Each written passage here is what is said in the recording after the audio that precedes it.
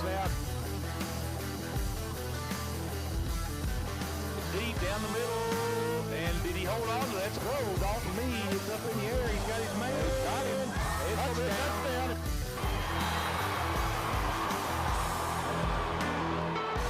On the throw, he's got his man. It's a touchdown. He's going to break free. It's a little foot chase.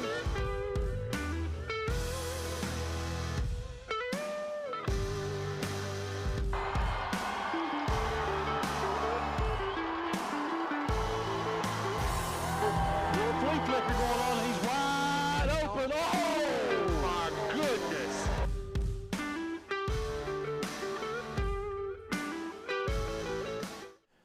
Good evening, everyone, and welcome to Floyd Central High School here for football action. A big district matchup between Floyd Central and Magoffin County. Charlie Pinson along with Gary Justice bring you all the action here from the Jaguars field up here on top of the mountain. Should be a really good matchup. These two teams kind of not really mirror image, but they're kind of opposites of each other. Both of them are 2-2 coming into the ball game.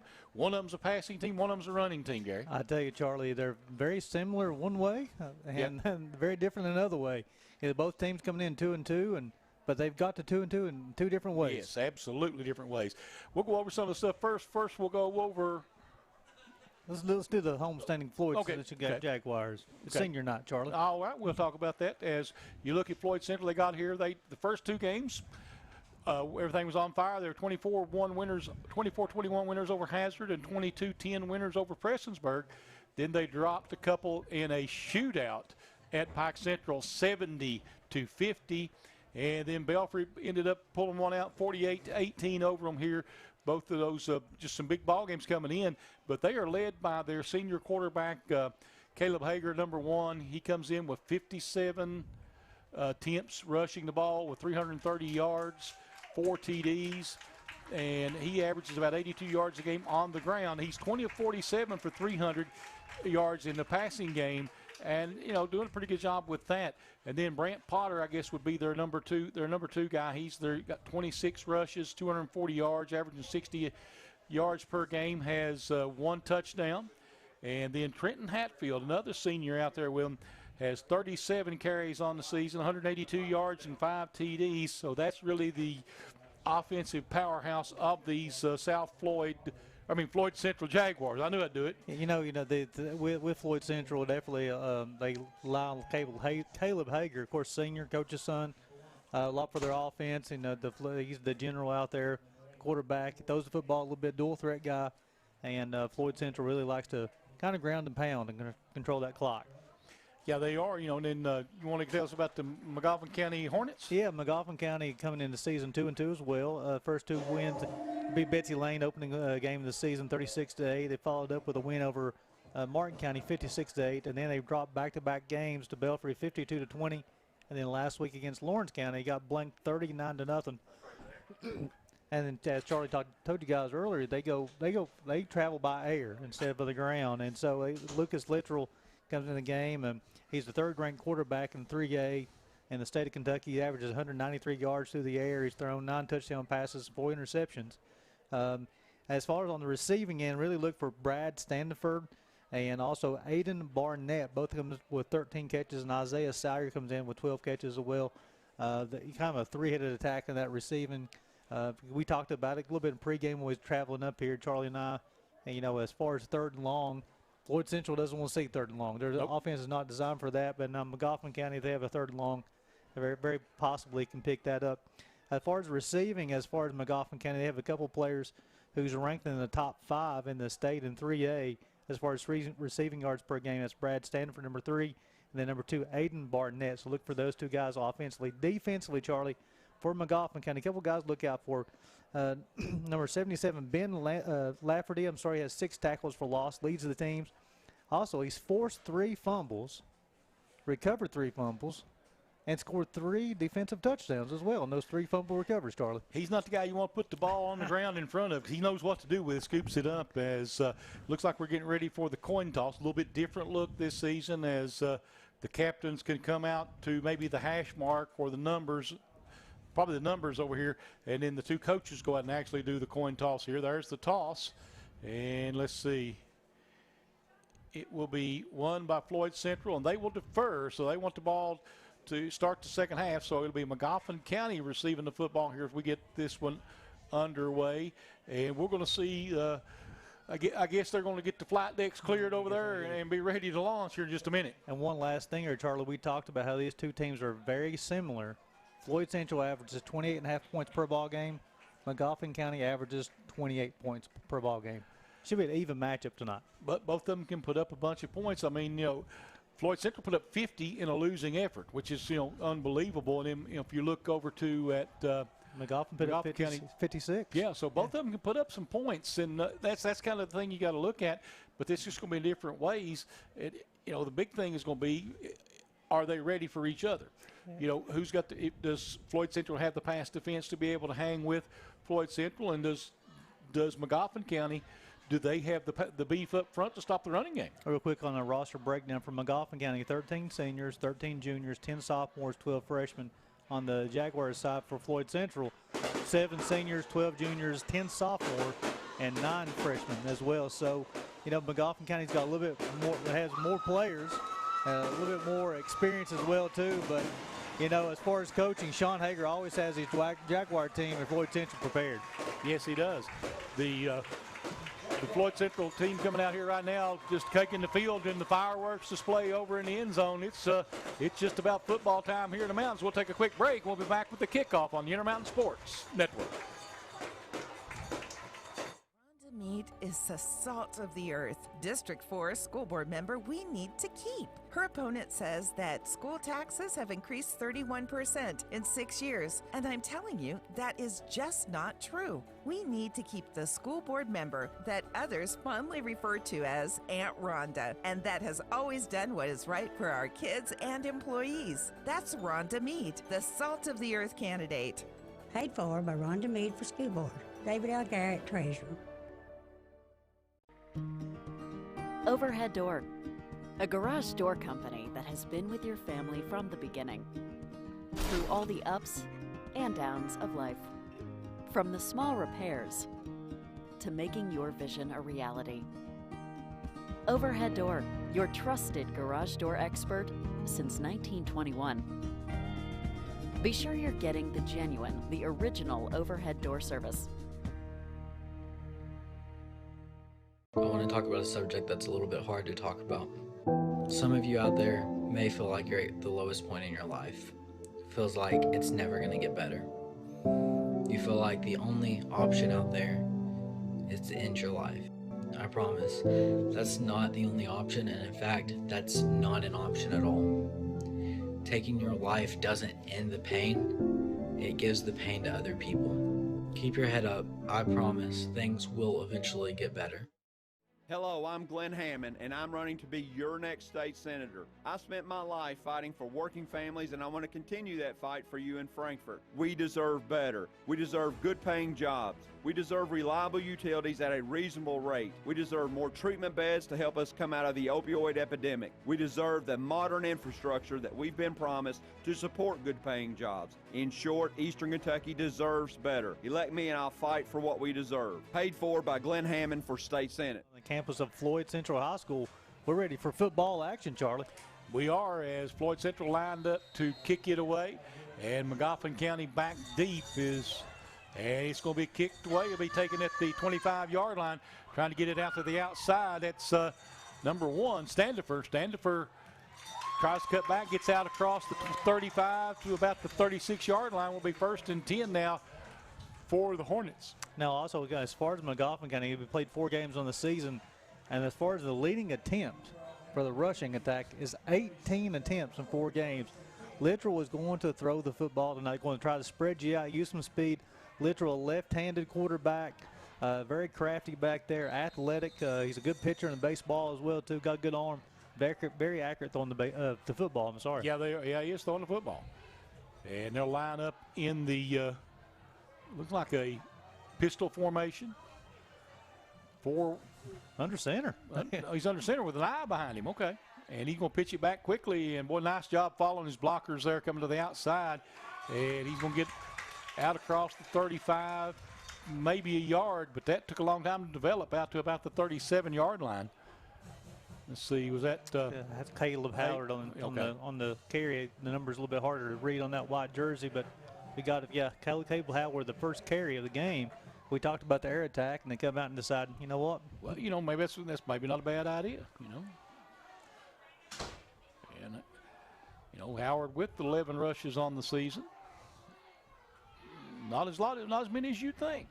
They've got more receptions than they have rushes. And he's going to take a snap, rolling back, wanting to throw. Stands, throws up quickly, and got a man open. It's going to be caught at first down and more. Cuts back, and we got a late flag way back here behind the play. That was number 7, Isaiah Salyer, on the catch. And we'll see if it stands or not. The flag came back during the run, so let's see what they'll do. Will play stand, and then it's a pickup of 22 if it stands, Charlie. Let's see what the officials are going to talk about it. The chains are coming back.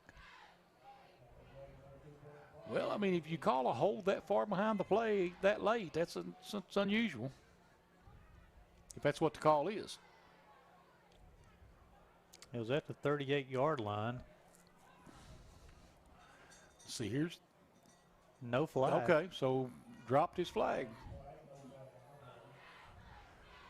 So no penalty. So we'll move it right back to where they got to. So 1st and 10 coming up now for the Hornets. And they're going to put him at the 41-yard line. So 1st and 10, huh? Isaiah Salyer, I'm sorry, the pickup there, the connection between Littrell and Salyer. One catch, 22 yards. Well, Salyer's caught 12 of them on the season, so you know they've made that connection before. It's funny, they got 3 receivers with more than 10 catches each in 4 games. And they're going to run it. They're going to spread it out now.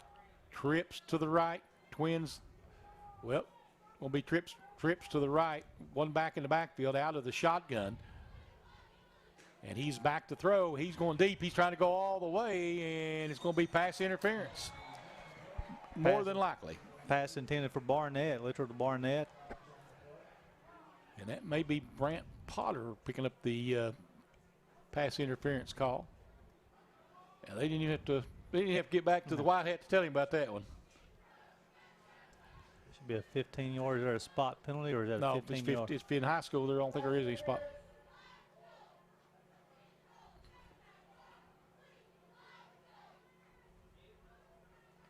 Pass interference on the defense. So it's going to be first downs on consecutive play. The 22-yard completion, now the 15-yard pass interference will move it down to automatic first down. Sure, around the 25-yard line. Be the 26. You're exactly right. So 1st and 10 now for the Hornets. And they'll line up with one wide out wide to the right. And I formation in the backfield. He's going to hand it off right up the middle, and a big hole up the middle. Let's see. It says that 21 or 23. What number was it? I can get his number. I think it is 23. It's Patrick on the carry. Okay. Sorry, folks. It's Patrick. I see the number now. These numbers, they've gone to these soccer-style numbers and the rounded instead of the squared-off numbers. They're a lot harder to read. It's going to be a pickup of 6. That's a great first down pickup, though. Leaves you 2nd and short, so you got a lot of options here. And again, they'll line up in the I, one wide out, wide right, double tight. And you're going to pitch it out quickly to the other side. And a pretty nice run. And it's going to be a first down.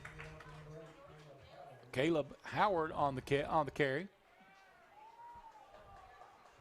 Put it on the 16-yard line. Howard's got 2 carries for 18 yards. I'm sorry, not 18 yards. I'm sorry. So bring up 1st and 10 now from the 16. And let's see what kind of formation they come out with here. They come out again in the spread this time. Twins or trips to the empty backfield, 5 wide. Well, 4 wide in the tight end. And in the shotgun. Looking to throw, and he has to run it himself. And let's see where he gets to. So that would be Brad Standifer on the carry, right? That's Littrell. Littrell, I'm sorry. I got the wrong number. I don't know where I'm losing my mind today. Lucas Littrell.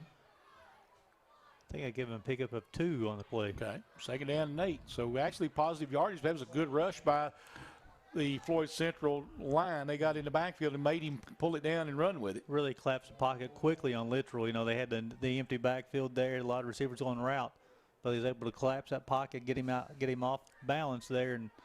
But Littrell, being athletic, they pick up a couple yards, bring up 2nd down and 8 from the 14-yard line. This time Littrell going to go out of the shotgun, looks like. He'll have twins to his right, one wide out to his left. And we're going to have a timeout on the field, looks like, called by Magoffin County. It's 8:11 to go here in the first quarter. It's 2nd down and 8 from the 14 for the Hornets when we return on the Intermountain Sports Network.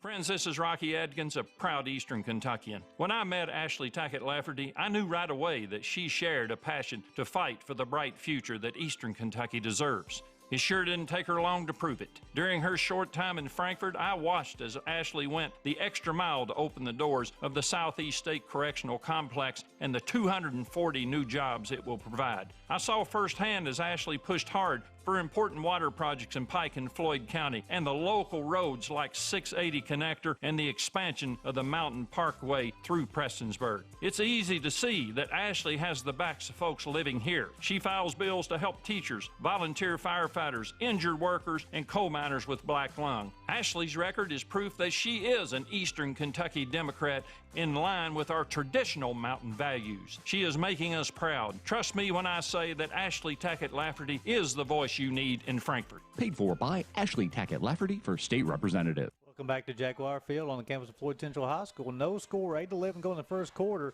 Magoffin County is driving on a couple of first downs so far on the 14-yard line here, Charlie. Their opening drive of the game, they're going to go back to that spread, twins each way. Littrell in the shotgun. He's got one runner back there with him, and he's going to carry it himself. He's going to carry it. Did he get in? That'll be the question. Wait for the official signal. He's touchdown. Yep, touchdown. He takes it in from 14 yards out. So they spread the field and then let him scramble with it. I tell you, Littrell was a very athletic kid back there. He throws the football well, but he's the leading rusher on this team as far as attempts on the year coming in. And on that drive, he picked up 2 carries, had 16 yards, including the 14-yard touchdown. Well, he puts his Hornets on top here to start the ball game. Let's see, are they going to go for 2 here? I don't see a T sitting out on the field. So, and Littrell's still out there. Yep. And it looks like they will go for 2. Going to line up in that kind of a spread. It'll be twins left, one wide out right. Littrell will go out of the shotgun. Can't tell who that is with him. Howard. Howard, I'm going to assume. And Howard does not make it. So it'll be 14 to stay 6-0 here with 8:03 to play here in the first quarter. Magoffin County leading Floyd Central. This is Intermountain Sports Network. The 2021 Kentuckyville Camrys will be hitting the lot soon at Mann Toyota. That means you can save big on the 2020 models right now. 0% financing for 60 months or $4,200 savings off the price. Toyota Camrys built right here in the Bluegrass. 0% financing for 60 months or $4,200 in savings. Man, what a deal! You're gonna drive away saying, man, what a deal! Mann Toyota, US 23, Prestonsburg. When life's unfortunate events happen, we sometimes see people at their worst. That's why we make it our goal to give them our best. If you've been involved in an auto accident, have a workers' compensation, Social Security, or SSI claim, you need an attorney with proven results. You need John Earl Hunt. I'm attorney John Earl Hunt. I like baseball, football, and basketball. I believe in the U.S. Constitution, and I support the American flag. I'm a country lawyer. I'd be honored to represent you in your case. I'll treat you right. I'll do the best I can to help you. And there's the kick. And Floyd Central will take it at the 15-yard line. They'll try to set up that middle wedge, and he breaks through, gets out over the 40. Great return. Actually, where does he go down? Where they mark him down at, we'll see. Always wait on the spot. And the official's going to mark him right at the 42, I believe. Jordan Akers on the return. Nice return. Let's see what formation the Jaguars come out in here. Hager will probably go from under center, and he will. He's going to have that 3 deep eye behind him, so he's going to do that power running formation double tight. They're just going to line it. Looks like they're going to line it up, so we're going to try to run it down your throat. Yes, sir. Hager under center. Takes it and going to give it to that tailback, third man through, and nice job that time by the Hornets. Let me see, you get turned around. Is that 8? Akers. Akers, okay. Pick up the 3. So Akers gets, got to put him at the 45. It'll be a pickup of 2, looks like. Second down and 8. Back to that eye look, deep, 3 deep eye. Hager under center takes it, and Hager hands it off up the middle. Fumble. Ball's loose. Let's see. And Magoffin County says they have it, and they do. Didn't do a very good, didn't do good ball security that time coming out by the Jaguars, and Magoffin County will have another chance with the short field ball at the 49-yard line. First center of the ball game. Or I guess if you're Magoffin County, it's the 51. You're 51 yards from pay dirt. That's right, 51 yards ago. Wasn't sure who got their fumble recovery on that one. I wasn't either. I missed that one. But that was Hatfield on the carry for Floyd Central. Come up, and as he got popped up in the hole, ball popped loose. Magoffin County did a good job falling on top of it. And Magoffin County will come out and line up with twin. Now they're going to go empty backfield. Trips to the right, one wide out left. Standifer in the shotgun. Takes it, and he is looking to throw. Rolling out, now he's going to tuck it and run with it because everybody went downfield. He's going to pick up the first down and more. I tell you what, that's pretty hard running for a quarterback. I tell you what. There was no slide involved in that. He picked up 13 yards on that carry, so he sit there and he's got 3 carries for 29 yards. And Littrell just really showing his athletic ability here. Kind of let the receivers going out. The defense clears. Littrell sees that alley, and he goes. The third first down here in the first quarter for the Magoffin County Hornets. Well, and that makes it much tougher for you to defend in a game like this because, now you got to watch him as a runner. You can't just watch for the passing game downfield when he drops back. They talk about pitting in the ears back and rushing the passer. Now you can't do that with Littrell's athletic ability. And they're into the I formation again, and Littrell going to pitch it out. And that was pretty good defense that time by the Jaguars. That's the carry on. That's Barnett on the carry there. No, got a carry, but no gain. So bring up second down and 10. Actually, they're going to mark him as a negative loss. Yep. Yeah. So it brings up second and 11 now. Second and 11. Yeah, loss of a yard. Maybe that's the defensive play that the Jaguars need to get fired up because right now they're trailing 6-0, and the Hornets so far have been able to move the football well. And Floyd Central will only be able to run 2 plays. Yes. Yeah, you can't turn it over against an explosive team like this. And again, 4 wide, twins each way this time. Standifer looking, pumps, and now he's being chased. And he's going to have to throw it downfield. He throws it away. He's out of the pocket. It'll be incomplete. Smart move by the young man that time to get rid of that ball instead of taking that sack. Yeah, Littrell does a good job back there. Again, his athletic ability kept the play alive, prevented the sack, and he was able to get outside the pocket at a receiver and just threw the ball out of bounds to live to play another game. And smart enough to know to throw it in the vicinity of a receiver because, it's different in high school when you roll out of the pocket for intentional grounding and that kind of thing. So we talked about this in the pregame show too, Charlie. As far as third and long, Magoffin County's offense is a little bit more designed to be able to pick up a third and long, and here comes third and 11. Let's see what happens. So it is third down and 11, and they've got 1 wide out split each way, and he's going to pitch it back, try to run it out of it this time. Breaks around the outside, and I don't think he's going to get it. Going to mark him at the 31-yard line. That'll be a pickup of 8 yards. So it'll be, but they'll go for it here on 4th down though, because I would think it's going to end up being what, 4th and about 3. That was Barnett on the carry. We got a flag on the play. I'm sorry I missed that one. I didn't see the flag either. Want to replay the down. Okay. Be a 10-yard penalty and replay the down. Well, now I don't know what they got in the playbook for 3rd and 22. The first penalty of the night against Magoffin County. So, like I said, 3rd and 22. What do you draw up here? Well, I know I will tell you right now, they will pin their ears back and come after him this time because he's going to throw the football. But, and also Magoffin County's offense, where they like to spread him out as far as the receivers, it gives Littrell a lot of lanes there, and proven he's already on tonight. He's already got a couple of rushes. He got a 14-yard rush and a 13-yard rush. He's got a lot of ability. But your 3rd and 22, though. It's true, you got to have 22 yards. Interesting.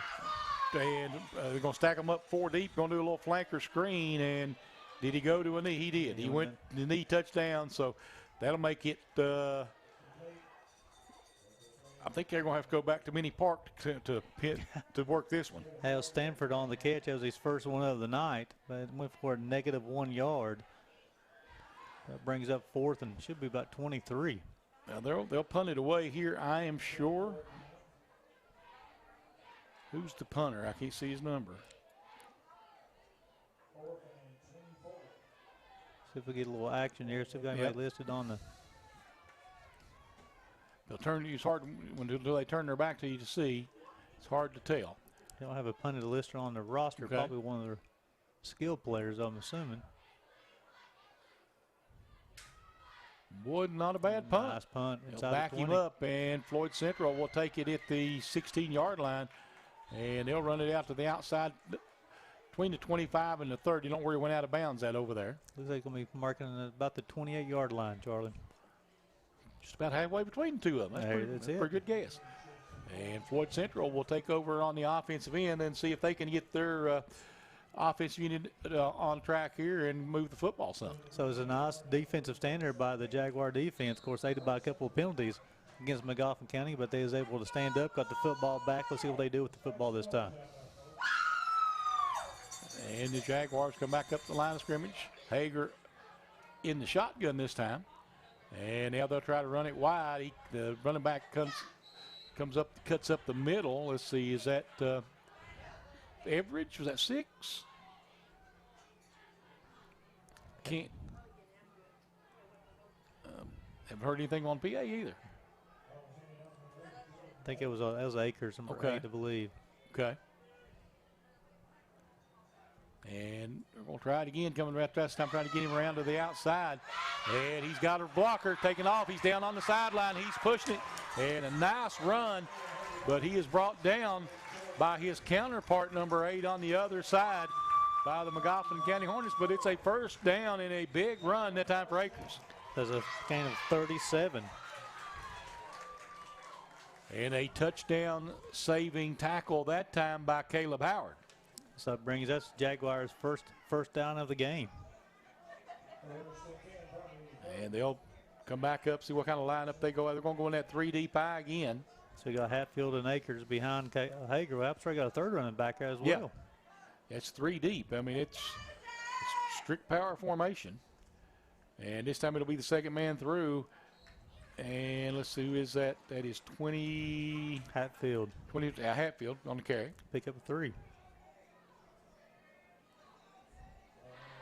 You usually see that more of a goal line kind of lineup, but you can run anywhere on the field.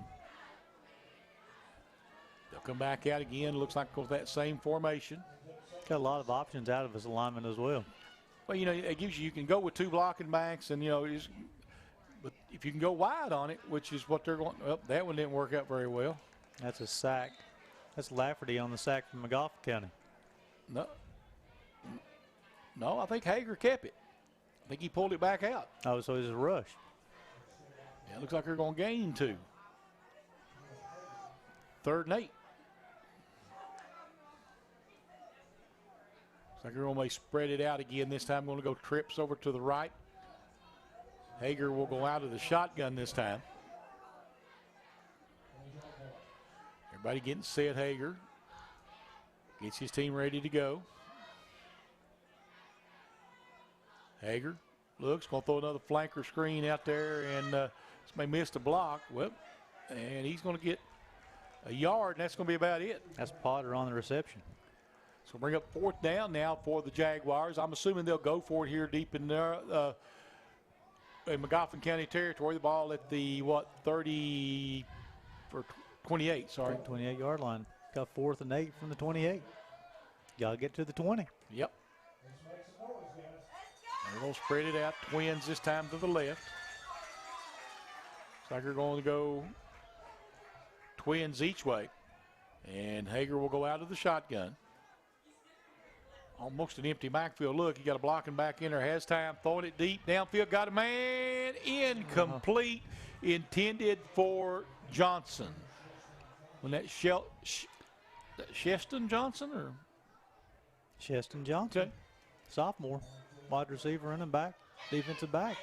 So the Magoffin County defense, after giving up the 37-yard rush to Akers, come back and only give up 2 more yards. So the Magoffin County defense has shown some strength so far tonight. You know, they forced 1 turnover, and then they forced another turnover on downs.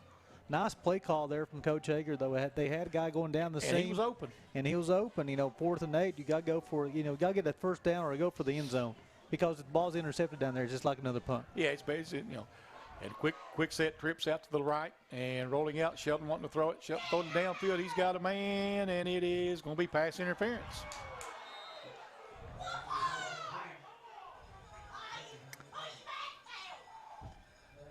And Coach Hager not happy about that. I'm thinking there, as far as looked like the wide receiver may have initiated the contact there, but the wide receiver maybe going back towards the football, going to make a play, but you got defensive back. The key is you got to turn around and find the football. Yeah, like I say, I don't know. That's a tough call, pass interference, and so the officials that they've made that one will.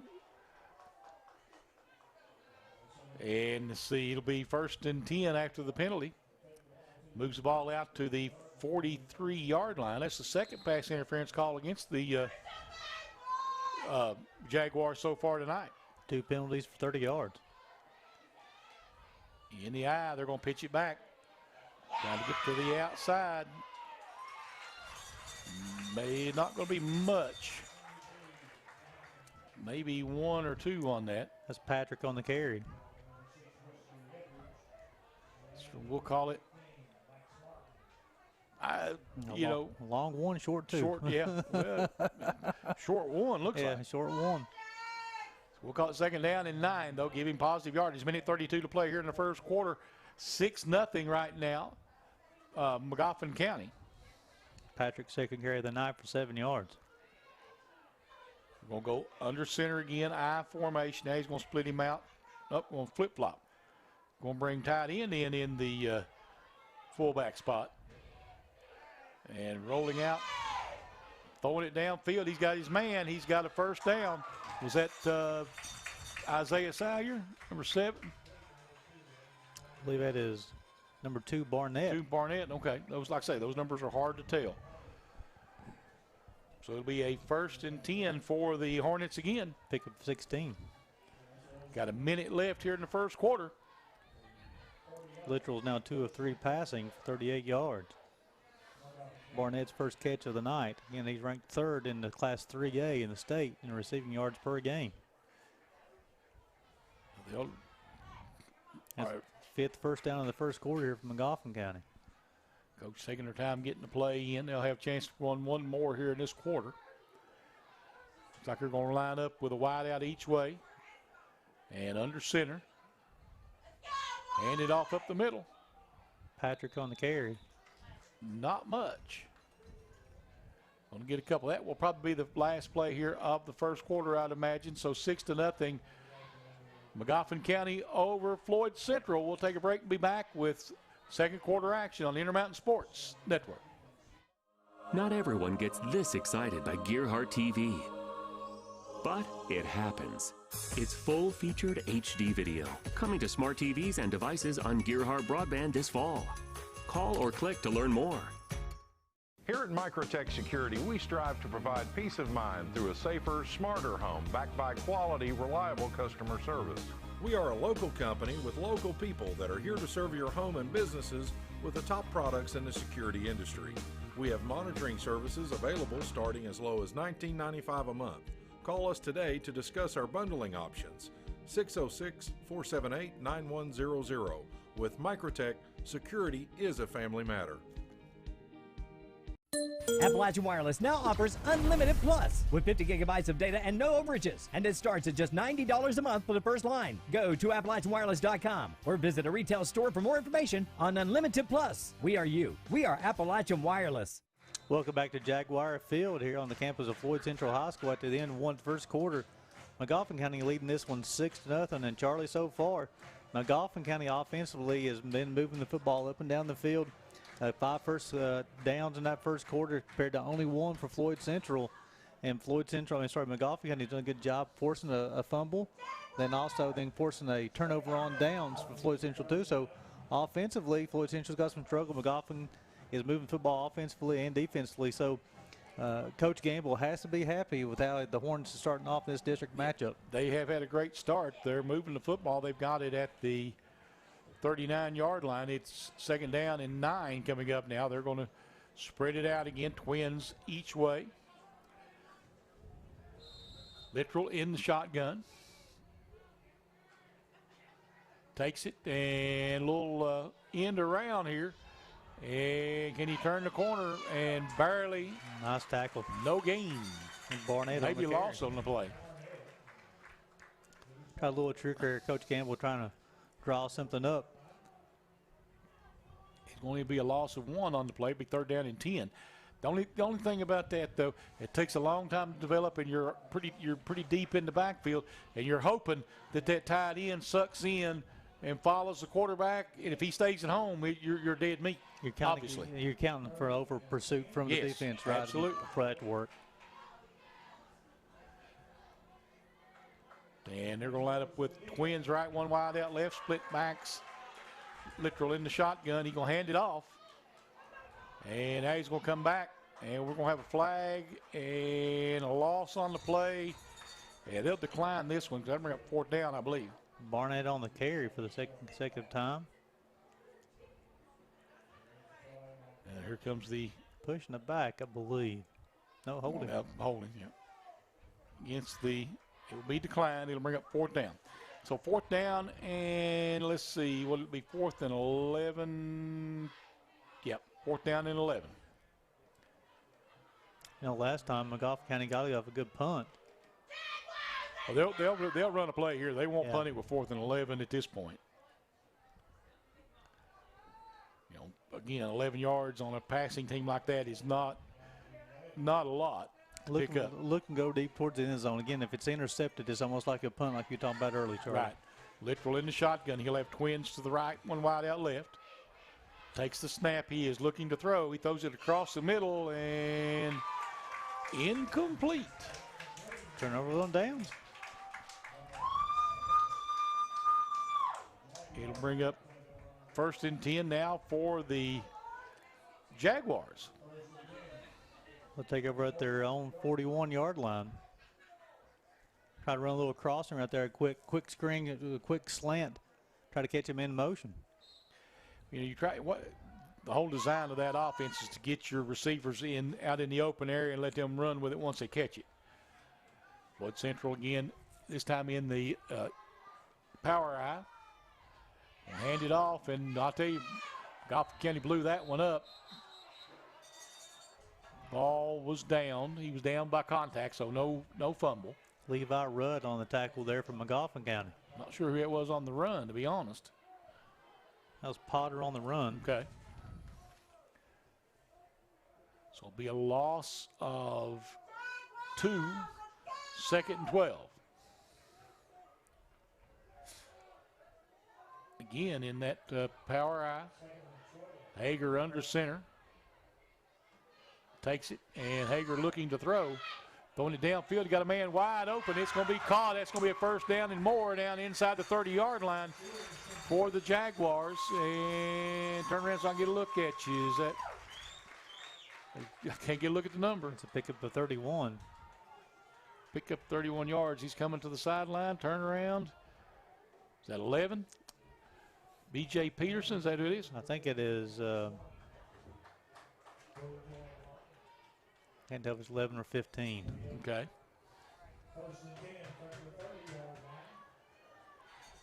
There comes motion. We'll hand it off, coming around on the motion in. And nice tackle. Dropped at about the 28.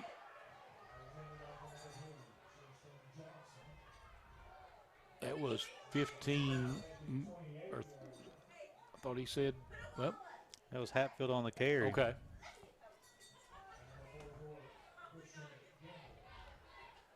So it'll bring up a Second down and 8 coming up now for the Jaguars. 9:20 to play here in the first half. 6-0 score. The Hornets leading the Jaguars here. 3 deep high. Hager under center. Takes it and lost bad. Looks like a miss handoff. Let's see where we got. And it'll be Magoffin County football. I tell you, Magoffin County tonight is defensively. They've been popping the pads tonight. Second forced fumble of the night. Similar carry there. And getting the hole. They're hat on football to jar that thing loose. Second fumble recovery as well. And that makes it a third turnover they forced in the first half. 2 fumble recovers and 1 on downs as well. So it'll be 1st and 10 now for the Hornets at the 27-yard line. And they're going to line up. I tell you what, you can tell this is a district game. There's some hitting going on out there, Charlie. Yep. It'll be Twins to the right, 1 wide out left. And Littrell back to throw, trying to go deep. He's got a man, and it is incomplete. It was intended out there for turnaround. Is that 18? I believe that is number 20, Grayson Whitaker. 20, okay. They are hard to read. My apologies. I can't. I'm having a hard time. Second down and 10 coming up now for the Hornets. Had a brief moment that he was open, and he just didn't get enough air under that one. Twins left, 1 wide out right, and here's going to be a throwback. He's going to throw it deep, and it is incomplete, and we're going to have a flag. See what that will be. Come off like it was a hold there. It could be. It could be defensive holding. Wait for the official. Actually, we have more than one because he's talking to the side judge over here as well. Holding on the defense. Okay. I think it'll be a 10-yard penalty. That'll be a first down for Magoffin County. Right. That's the 3rd penalty in the first half here on Floyd Central. 3 penalties for 40 yards. Puts the ball out at the 37-yard line. Will be 1st and 10 now for the Hornets. Officials making sure everybody's set where they need to be. And we're ready to go back to play. Littrell under center with the eye behind him.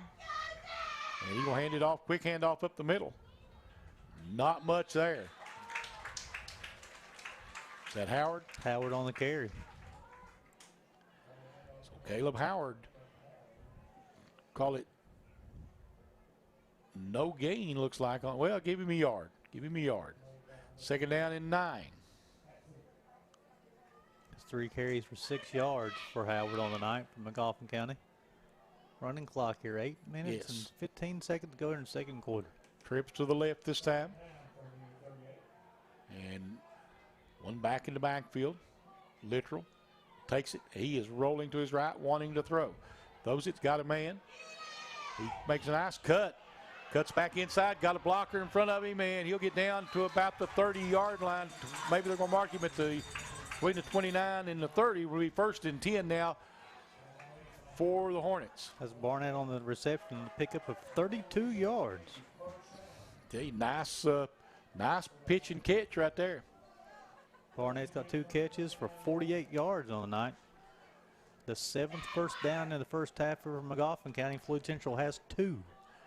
Gary, we're going to have to make a decision before this one is over for the Intermountain Sports Network. Attorney John Earl Hunt, player of the game. We'll have to figure on that one here. We got a lot of people vying for it. There are a lot of big plays. Twins to the left, 1 wide out right. And this time we're going to pitch it. A little shuttle pass up the middle. And a big run coming. Oh, nice run. Still on his feet. And we got a flag if it stands. But Standifer with a big run. See where the flag is, and looks to be in the vicinity of holding or a block in the back. We'll see.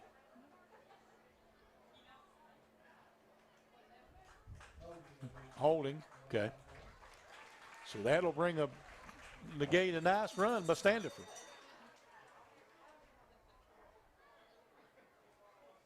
So Standiford will have to try it again. They'll back it up. It'll bring up a, so you'll replay first down. So the yardage counted, so it'll be 1st and 12. 1st and 13. 1st and 13. So Magoffin County looking to the side to get their play call. And they come back out with trips to the left, one wide out right. Literal in, well, it's going to be 4 wide to the left, 1 wide out to the right. And Literal back to throw, and here comes the pressure. Literal in trouble. That might have been well, he tries to throw it away. Let's see. No flag. Yep, they're going to get him. I don't know if that'll be intentional grounding in high school or not. I'm not sure on the intentional grounding rule. I know the officials looked at in college and college and pros, it would have been out of the pocket. You can throw it away. It is intentional grounding. So that's 5 yards and a loss of down.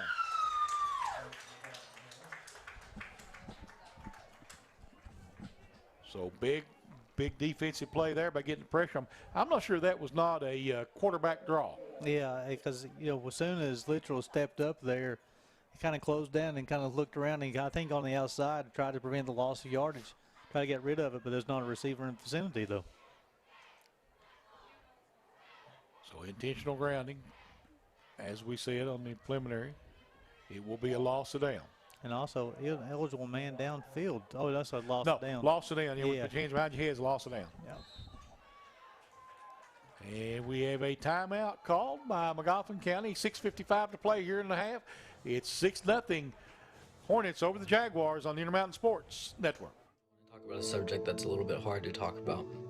Some of you out there may feel like you're at the lowest point in your life.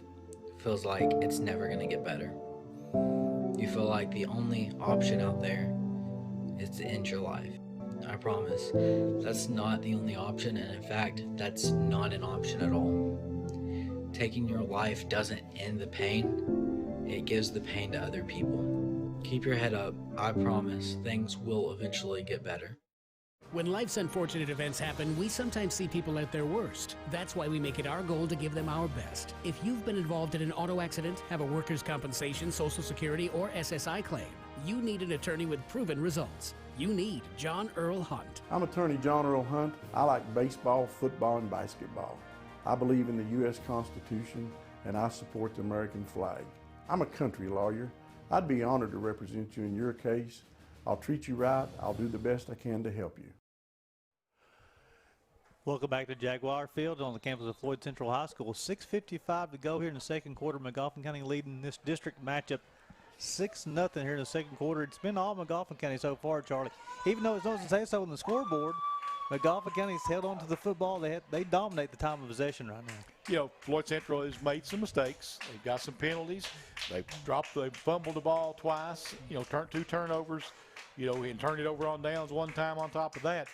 But they made the big play when they needed to keep them out of the end zone so far. 2nd and 24 now, though. So big penalty.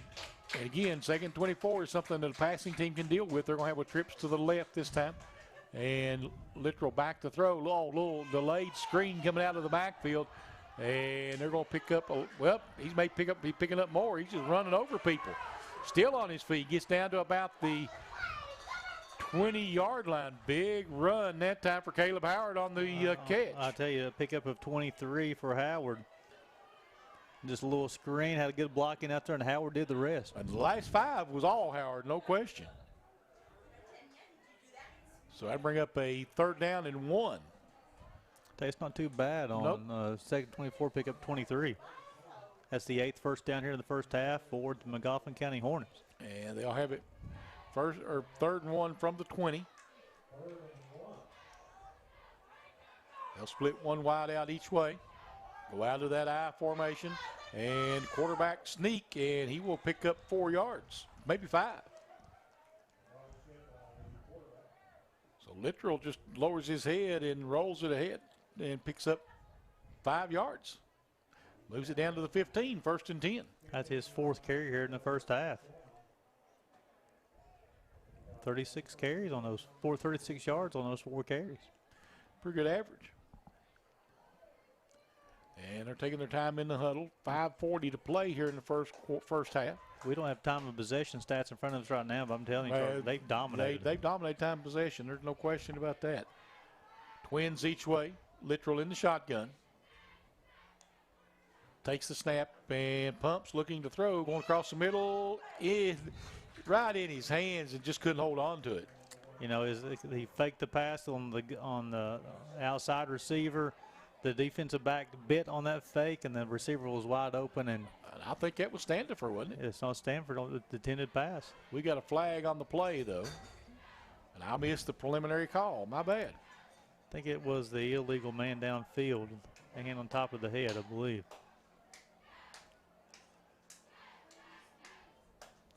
So he will give it again here, I'm sure. Ineligible receiver downfield. Yep, 5-yard penalty. Usually what happens there, Charlie, is you have a slow developing play there, and the lineman is holding, then go block. And then they get a little bit too far before the quarterback throws the football. So 1st and 15, or 2nd and 15, I think. I don't know. I can't see the box over there, but on the scoreboard they got 2nd and 15. They got 1st and 15 over on the sideline. Twins each way, back to throw. And he's going to have to tuck it and run. And he makes a nice move and gets out of bounds. Picks up most of that back. It's a pickup of 12 yards there for Littrell. Yeah, 2nd and 3 then.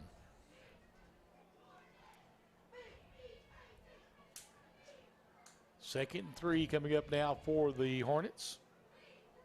Littrell in the first half got carries of 12, 13, and 14 so far. Could be 11 or 15 on this one next time he carries. Maybe.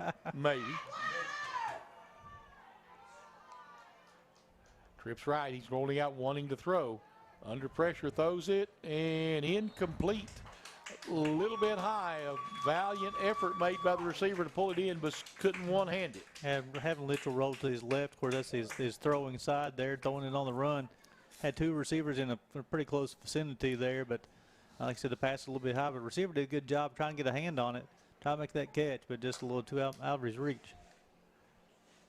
So we'll bring up 3rd down and 3 coming up now for the Hornets. Obviously 4 down territory here. We only got 4 minutes go in this first half, and Floyd Central's ran 9 plays offensively. Just not been able to have very good ball security here going in the early going. They're going to split one wide out each way. And under center, going to pitch it back, trying to get to the outside. Got a blocker. 10-5, touchdown. That was Barnett, I'm sorry. From 8 yards out. Aiden Barnett makes it 12-0 now. And we talked about the conflicting styles, throwing and running. Magoffin County scored 2 touchdowns this first half, both of them rushing. They've had some, but their passing game opens up the running game. That's a great point. Because they spread you out, and once they start making passes, then you have to honor their pass. And of course, Littrell's already ran the football tonight as well 5 times. He's shown his athletic ability too, like you're talking about. Sometimes that holds that pass rush there too, where they can't get the quarterback.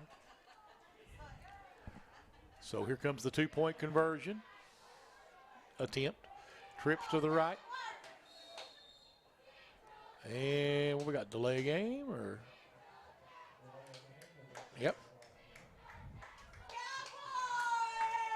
You don't see that often on a extra point. So that'll back it up 5. That's the 5th penalty against Magoffin County in his first half for 35 yards. And he's looking to throw. Got a man wide open, and it's 2 points. That was Standifer on the catch. So it'll be 14-0 now for Magoffin County with 4:40 to play here in the first half. We're the Intermountain Sports Network. Friends, this is Rocky Adkins, a proud Eastern Kentuckian. When I met Ashley Tackett Laferty, I knew right away that she shared a passion to fight for the bright future that Eastern Kentucky deserves. It sure didn't take her long to prove it. During her short time in Frankfort, I watched as Ashley went the extra mile to open the doors of the Southeast State Correctional Complex and the 240 new jobs it will provide. I saw firsthand as Ashley pushed hard for important water projects in Pike and Floyd County and the local roads like 680 Connector and the expansion of the Mountain Parkway through Prestonsburg. It's easy to see that Ashley has the backs of folks living here. She files bills to help teachers, volunteer firefighters, injured workers, and coal miners with black lung. Ashley's record is proof that she is an Eastern Kentucky Democrat in line with our traditional mountain values. She is making us proud. Trust me when I say that Ashley Tackett Laferty is the voice you need in Frankfort. Paid for by Ashley Tackett Laferty for state representative. Welcome back to Jaguar Field on campus Floyd Central High School. Magoffin County leading this from 14-0. 4:40 to go here in the second quarter, Charlie. And they're going a little squib kick up the middle, and they'll fall on it at the 31. We 1st and 10 from there for the Jaguars.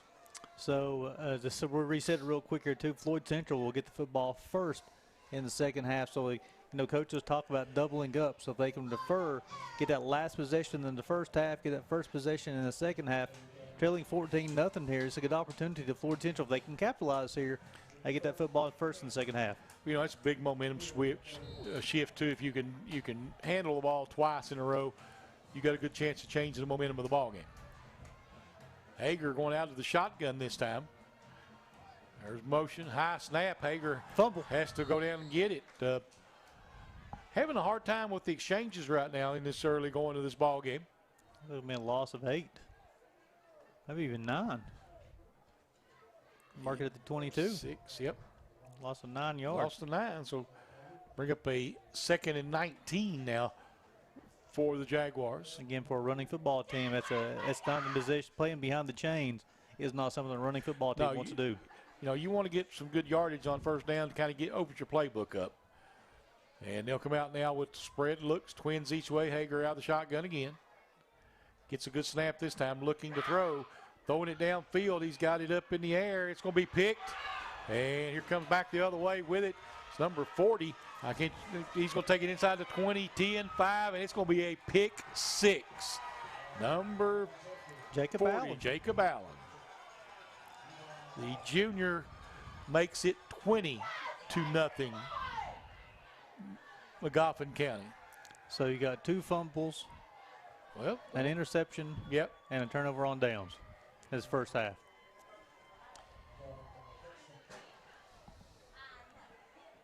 So chance for them, they'll probably go for 2 again here. I don't think they have a kicking team or haven't shown one yet as far as for extra points.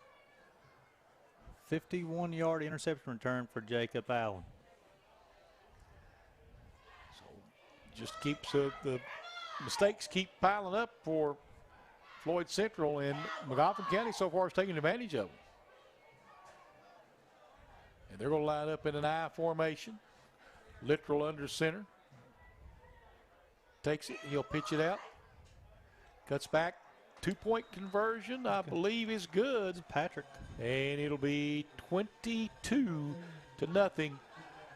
Magoffin County with 3:44 to play here in the first half. This is your Intermountain Sports Network.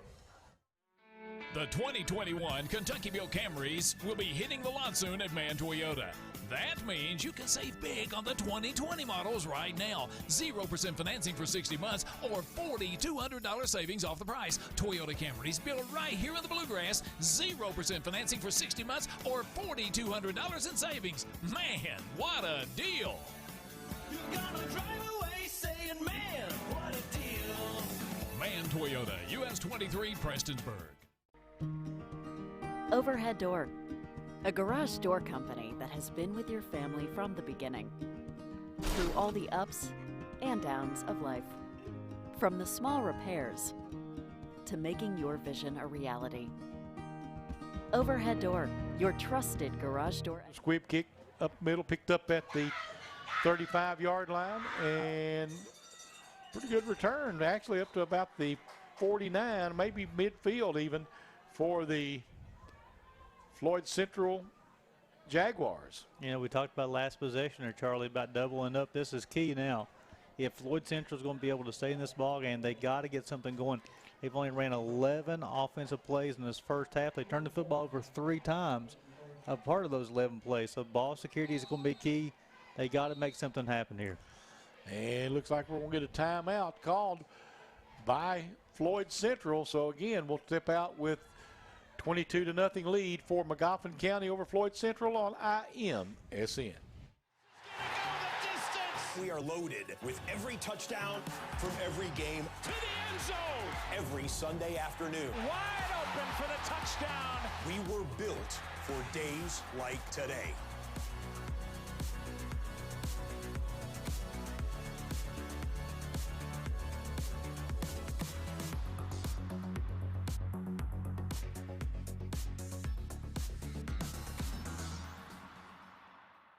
Mikrotec Security and Gearhart Broadband are teaming up. You can now bundle a modern home security system and fast, reliable broadband internet. Protect what's important with 24/7 monitoring and keep connected with the broadband speeds your family needs. For a limited time, you'll also receive a free Z-Wave smart plug. That's right, free. A useful accessory that you can fully control within your Alula security app. Call us to get started at 1-800-264-1730 or online at mikrotechsecurity.com. Welcome back to Floyd Central High School, 22-0 with 3:38 going in the second quarter. And Charlie, Floyd Central has got to get something going.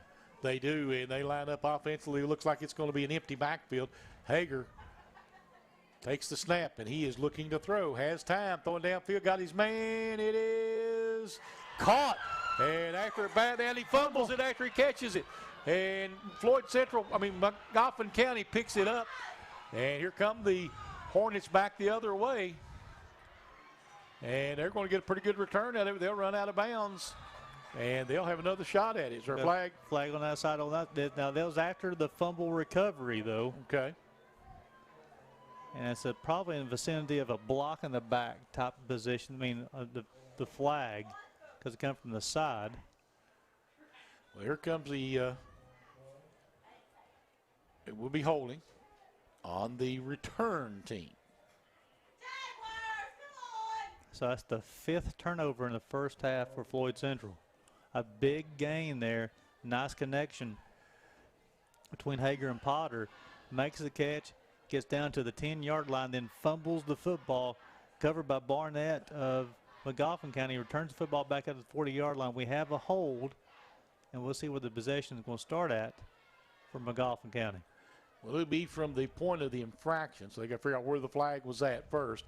But, and he took that ball away from the defender to keep getting the interception, and then just couldn't. I don't think he could ever get it tucked in.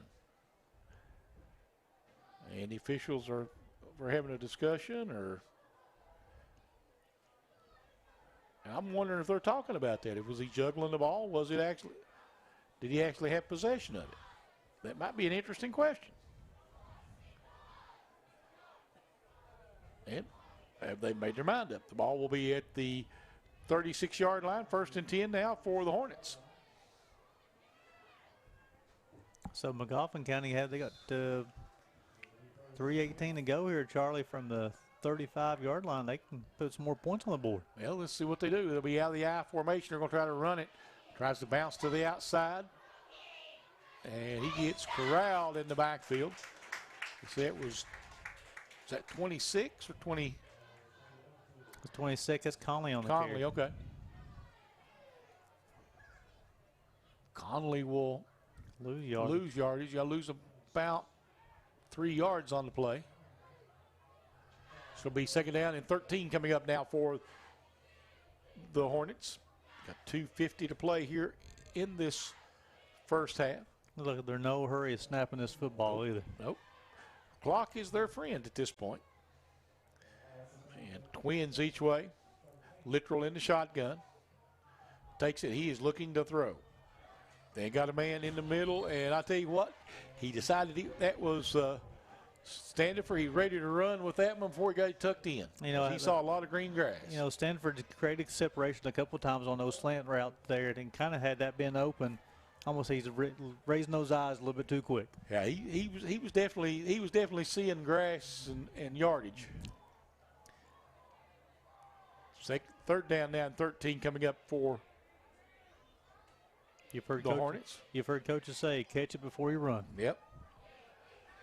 Catch, make whatever your assignment is, complete that assignment before you move to the next one. Trips to the right, one wide out left. Lateral, snap, going to be a quick pass outside, a little flanker screen, maybe a rub you want to call it, and he's going to be gone. It's going to be another touchdown for the Hornets. Who is that? Is that 67 yards? Is that 20 or 20? I think that's Conley. Conley, okay. 67 yards. Big play again, and that's going to help his passing yardage right there. Big time. That was a run, though, wasn't it? Yeah, that was. No, it was an almost pass. It's this little small screen pass, and then Conley decided to do the rest himself. And I tell you, he just when he got into the open field, he just turned on the jets, and nobody was going to catch him. He's a senior running back for the Hornets. So it'll be 2-point conversion time again. They lead it 28-0 here. One wide out each way, I formation. And he's looking to throw again. He got his man, and it is incomplete. So 28-0, 2:13 to play here in the half. Magoffin County leading on the Intermountain Sports Network. Hello, I'm Glenn Hammond, and I'm running to be your next state senator. I spent my life fighting for working families, and I want to continue that fight for you in Frankfort. We deserve better. We deserve good-paying jobs. We deserve reliable utilities at a reasonable rate. We deserve more treatment beds to help us come out of the opioid epidemic. We deserve the modern infrastructure that we've been promised to support good-paying jobs. In short, Eastern Kentucky deserves better. Elect me and I'll fight for what we deserve. Paid for by Glenn Hammond for State Senate. Rhonda Meade is the salt of the earth. District 4 school board member we need to keep. Her opponent says that school taxes have increased 31% in 6 years. And I'm telling you, that is just not true. We need to keep the school board member that others fondly refer to as Aunt Rhonda, and that has always done what is right for our kids and employees. That's Rhonda Meade, the salt of the earth candidate. Paid for by Rhonda Meade for school board. David L. Garrett, treasurer. To kick it away, and an onside kick, and let's see, did he not go 10 yards, or somebody offsides? Somebody was offsides. Oh, look at her saying illegal formation of the official. Well, it's, what it is he crossed the line of scrimmage before the kicker kicked it. So they'll back it up 5 yards and kick it again. This will be the 6th penalty here in the first half for Magoffin County. It's about the only thing they've done wrong in this first half. I mean, they forced 5 turnovers. They returned one of the turnovers back 51 yards for the touchdown by Jacob Allen. And then Littrell just turned in the last turnover and turned into a 67-yard touchdown pass. Put the Hornets up 28-0. And Hornets have taken advantage of Floyd Central's mistakes here. And see if he'll kick it on sides again. No, just a squib kick, taking it to the 31-yard line. And a good return out near midfield again. Cheston Johnson on the return. And it will be midfield. So they've got the short field with 2 minutes to go. They've still got a chance to move the football here, but they've got to hold on to it. That's the biggest thing right now for Floyd Central is ball control. Ball control. You know, they're still less than 15 offensive plays here in this first half, and they turned it over 5 times. One time on downs, they got 3 fumbles and interception. Again, they get the football first in the second half, so if they're going to have any chance in this football game, they've got to make something happen right here. And they're set. Looks like one wide out, wide right, slot to the left. And it looks like Hager going to carry it himself. Got some blocking. Hager's going to get about 8-9 yards out of the play. I think that's Potter. Oh, was that Potter? Direct snap? Yeah, that was a little change on us. Yep.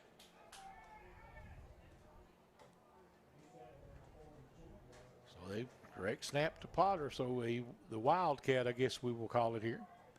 And he is also the backup quarterback, so I don't know if it's a Wildcat or not. So he's taking the snap again. I see Hager standing behind on the sideline. He doesn't look injured. Right. And he's going to hand it off this time, and he's going to be close to the first down. Let's see what the spot is. It's Hatfield on the carry.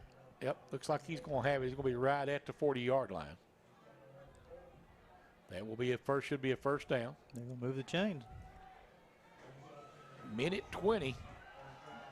We'll have to get a little sense of urgency here in a moment. Again, in the shotgun, takes the snap, and this time he's looking to throw. Rolling out. Laferty. Oh, almost had him. Almost. Now he breaks the tackle. Now he's got room to run, and he should have kept going straight. He got the first down. Well, he might still get the first down. He did a nice job of extending the football over the 30-yard line.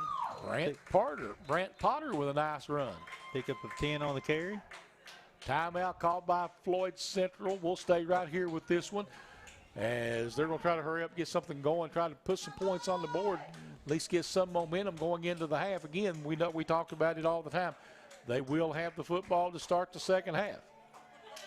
So we'll see what they do with that when it comes up. And we want to remind everyone that we're also looking for our player of the game. It'll be the Intermountain Sports Network, Attorney John Earl Hunt, player of the game. We'll be deciding that late in the ball game. We'll be presenting that young man with a commemorative football for his accomplishments here tonight.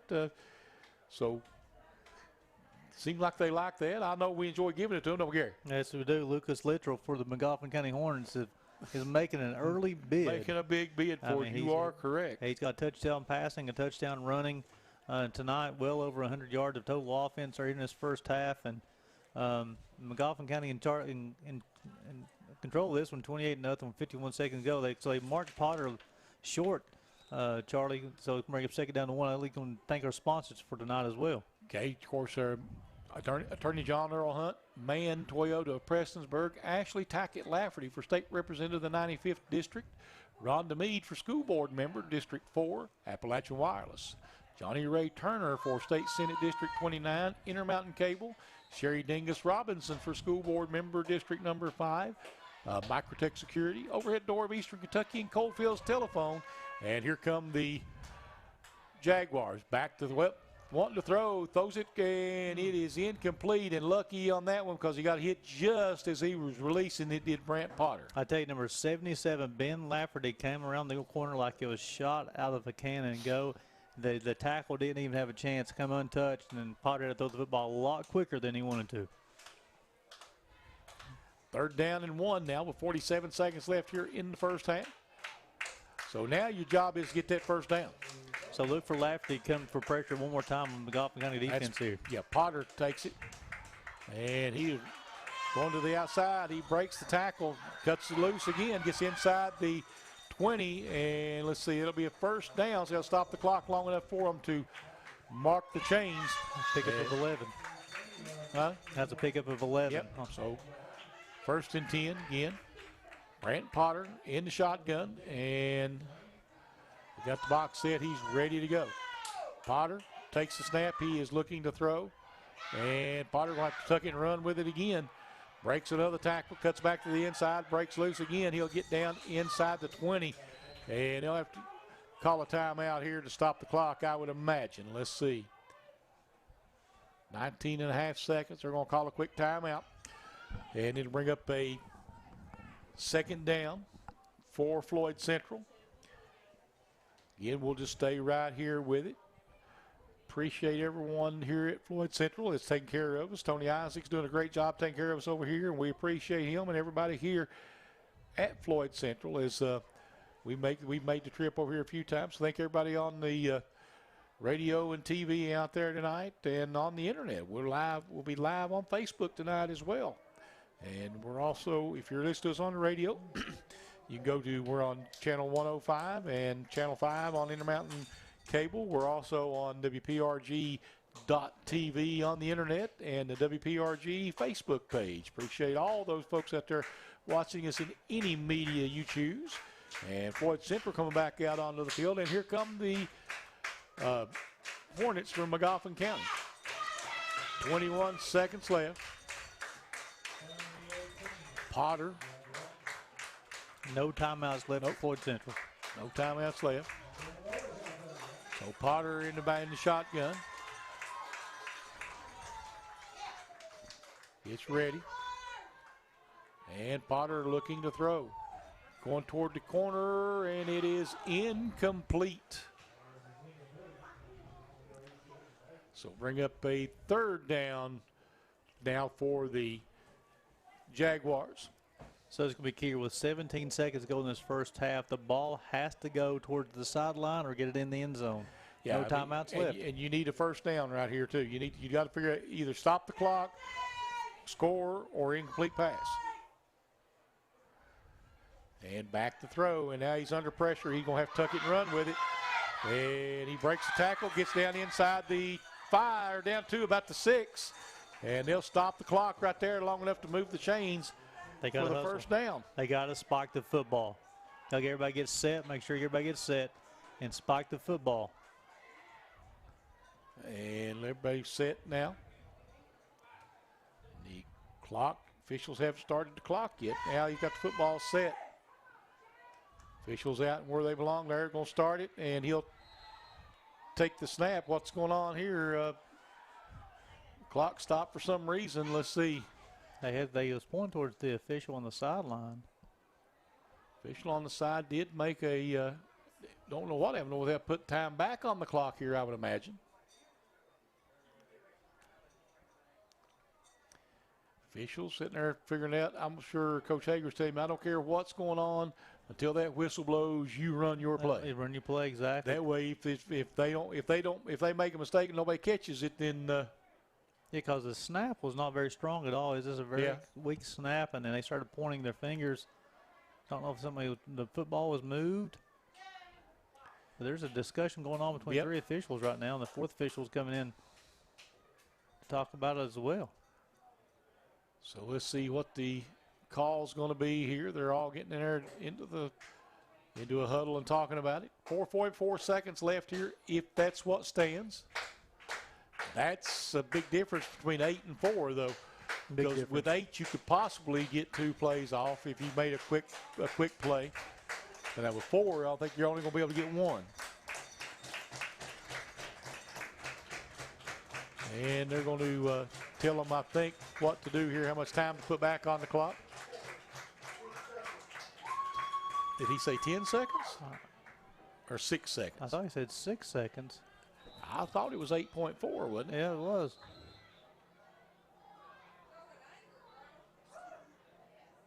And now we've got a timeout, Magoffin County. We'll keep it right here 28 seconds because I'm not sure exactly what just happened. I'm not sure either. I'm pretty sure it was 8.4, but I may be wrong. Correct. That's what I had as well as 8.4. And then a snap happened, and they blow it dead. Floyd Central loses 2.4 seconds on the clock. Good thing is they have a first down and 6. First and goal from the 6. But like you said, 8.4 compared to 6. I know it's only 2.4 seconds, but you can throw a fade route in 2.4 seconds. Yes, and still have a chance. You know, it's very difficult with 6 seconds to run 2 plays. It is, yeah. You got to get to the end zone. And it's very difficult to run it really with 2 plays with 8 seconds, but still, you know, you do have a chance if it's a very quick play. It's with 6 seconds, it's 1 read and go. Yeah. And you cannot really, I mean, if you're going to try to get 2 plays in, you got to go 1 read and go to that first read. However, I'm sure Coach Hager will take a touchdown read. Yeah, absolutely, you know. Well, definitely, as far as the Floyd Central offense, this is the best they've looked all night as far as getting up down the field here. Now they're in position. Again, only 6 seconds, no timeouts to go, needing a touchdown. Again, on defense, we look for number 77, Ben Laferty, to come off the edge and apply pressure. Looks like you got Hatfield and Potter in the backfield. And everybody's getting everybody set. Now we're ready to go to play. There was the official signal. And Potter's taking it. He's looking to throw. Throws it into the end zone. Did he catch it? Intercepted. Oh. They're going to talk about it. Let's see what the call is going to make sure what the call is going to be, but that's what it looks like. Both of them heading to the sideline. And that was Howard on the interception for the Hornets. Number 8, Caleb Howard. And the officials getting a new football in. And and it'll be at the goal line. So it'll be an interception, be 1st and 10 from the half-inch line. Yeah. I mean, it is right there. They're going to have to run a play because they cannot take a kneel down here. It'll be a safety. Right. They got to just have to run it out. You have to get it out of the end zone. Literal is just going to have to. They're going to do a shotgun I snap would imagine.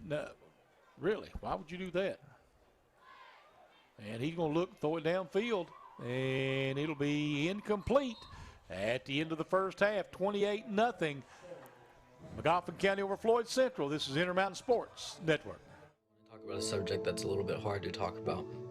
Some of you out there may feel like you're at the lowest point in your life. It feels like it's never going to get better.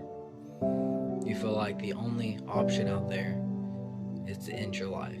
I promise, that's not the only option, and in fact, that's not an option at all. Taking your life doesn't end the pain, it gives the pain to other people. Keep your head up, I promise, things will eventually get better.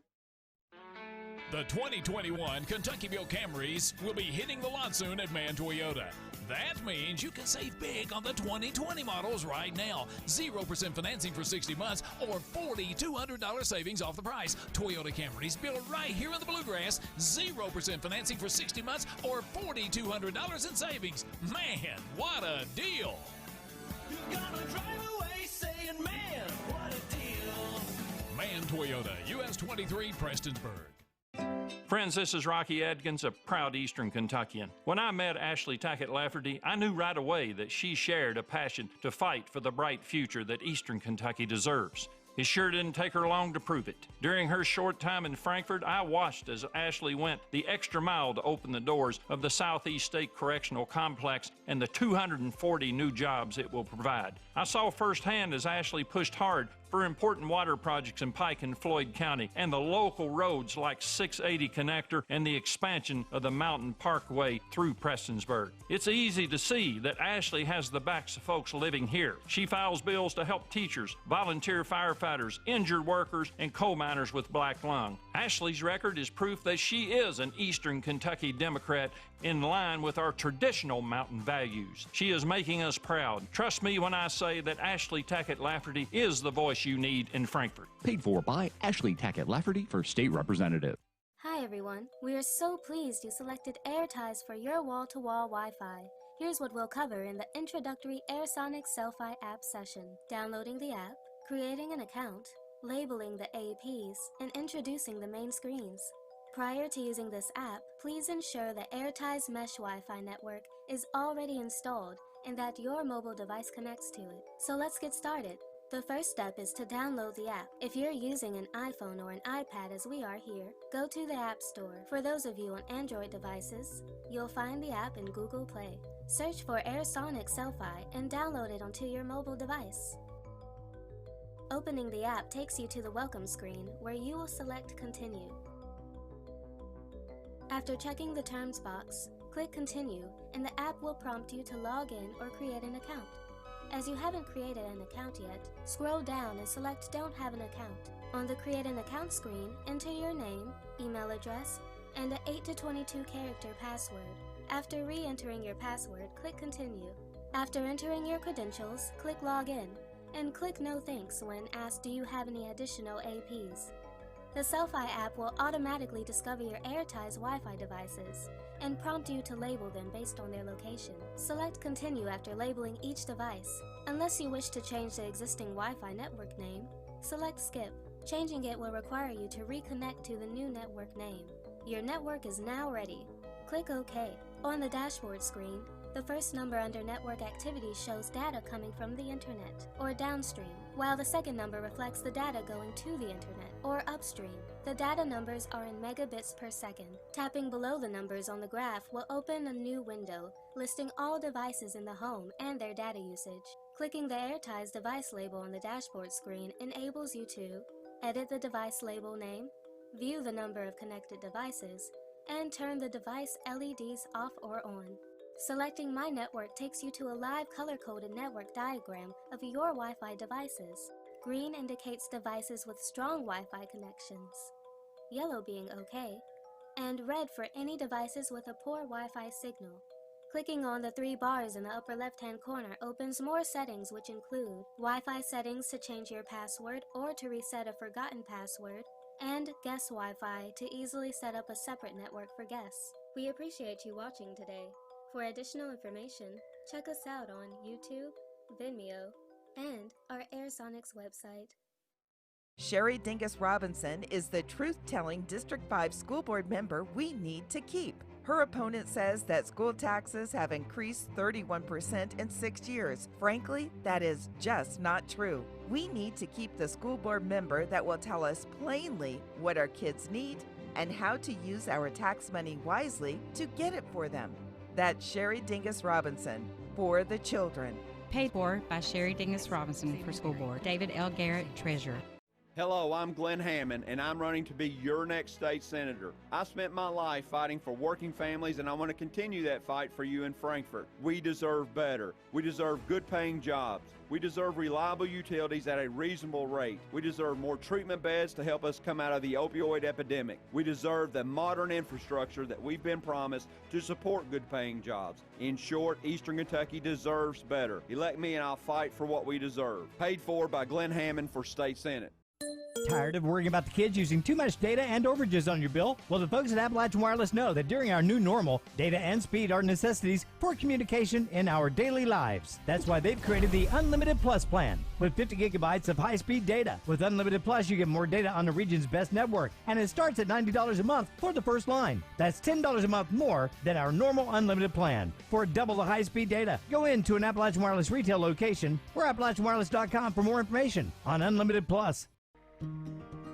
Overhead Door, a garage door company that has been with your family from the beginning, through all the ups and downs of life. From the small repairs to making your vision a reality.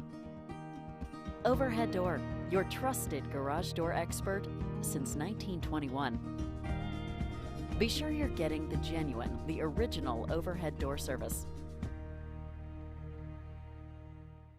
When life's unfortunate events happen, we sometimes see people at their worst. That's why we make it our goal to give them our best. If you've been involved in an auto accident, have a workers' compensation, Social Security, or SSI claim, you need an attorney with proven results. You need John Earl Hunt. I'm attorney John Earl Hunt. I like baseball, football, and basketball. I believe in the U.S. Constitution, and I support the American flag. I'm a country lawyer. I'd be honored to represent you in your case. I'll treat you right. I'll do the best I can to help you. Here at Mikrotec Security, we strive to provide peace of mind through a safer, smarter home backed by quality, reliable customer service. We are a local company with local people that are here to serve your home and businesses with the top products in the security industry. We have monitoring services available starting as low as $19.95 a month. Call us today to discuss our bundling options. 606-478-9100. With Mikrotec, security is a family matter. Rhonda Meade is the salt of the earth. District 4 school board member we need to keep. Her opponent says that school taxes have increased 31% in 6 years, and I'm telling you, that is just not true. We need to keep the school board member that others fondly refer to as Aunt Rhonda, and that has always done what is right for our kids and employees. That's Rhonda Meade, the salt of the earth candidate. Paid for by Rhonda Meade for School Board. David L. Garrett, Treasurer. Welcome back to Floyd Central. 28-0 here at the half. It's the Hornets over the Jaguars. And Gary, give us some numbers. Well, in that first half, Magoffin County dominated the football game offensively and defensively, and the stats show that as well, Charlie. In the first half, as far as passing, Lucas Littrell, 6 of 12 through the air, 167 yards and a touchdown. On the ground as a team, Magoffin County rushed the football 16 times for 68 yards and 2 touchdowns.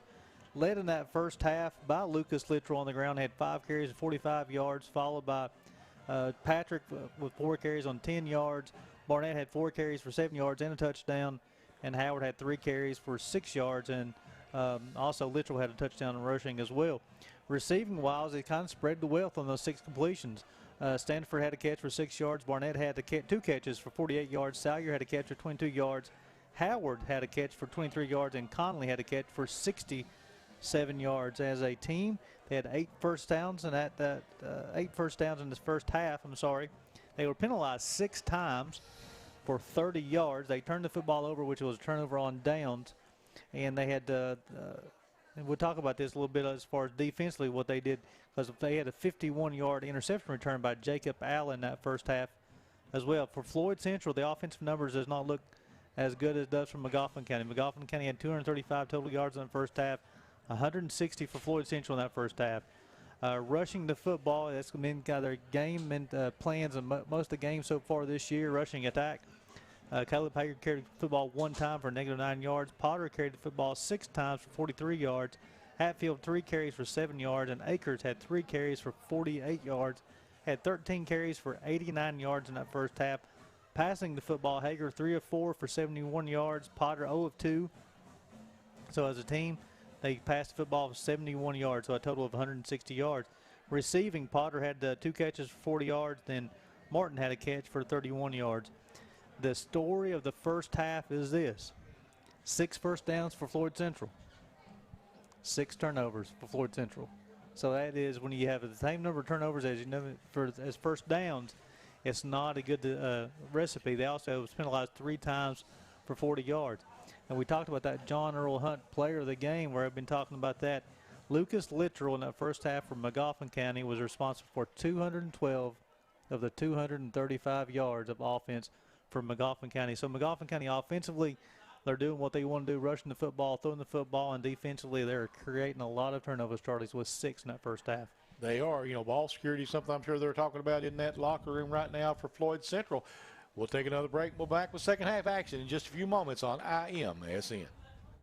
Friends, this is Rocky Adkins, a proud Eastern Kentuckian. When I met Ashley Tackett Laferty, I knew right away that she shared a passion to fight for the bright future that Eastern Kentucky deserves. It sure didn't take her long to prove it. During her short time in Frankfort, I watched as Ashley went the extra mile to open the doors of the Southeast State Correctional Complex and the 240 new jobs it will provide. I saw firsthand as Ashley pushed hard for important water projects in Pike and Floyd County and the local roads like 680 Connector and the expansion of the Mountain Parkway through Prestonsburg. It's easy to see that Ashley has the backs of folks living here. She files bills to help teachers, volunteer firefighters, injured workers, and coal miners with black lung. Ashley's record is proof that she is an Eastern Kentucky Democrat in line with our traditional mountain values. She is making us proud. Trust me when I say that Ashley Tackett Laferty is the voice you need in Frankfort. Paid for by Ashley Tackett Laferty for state representative.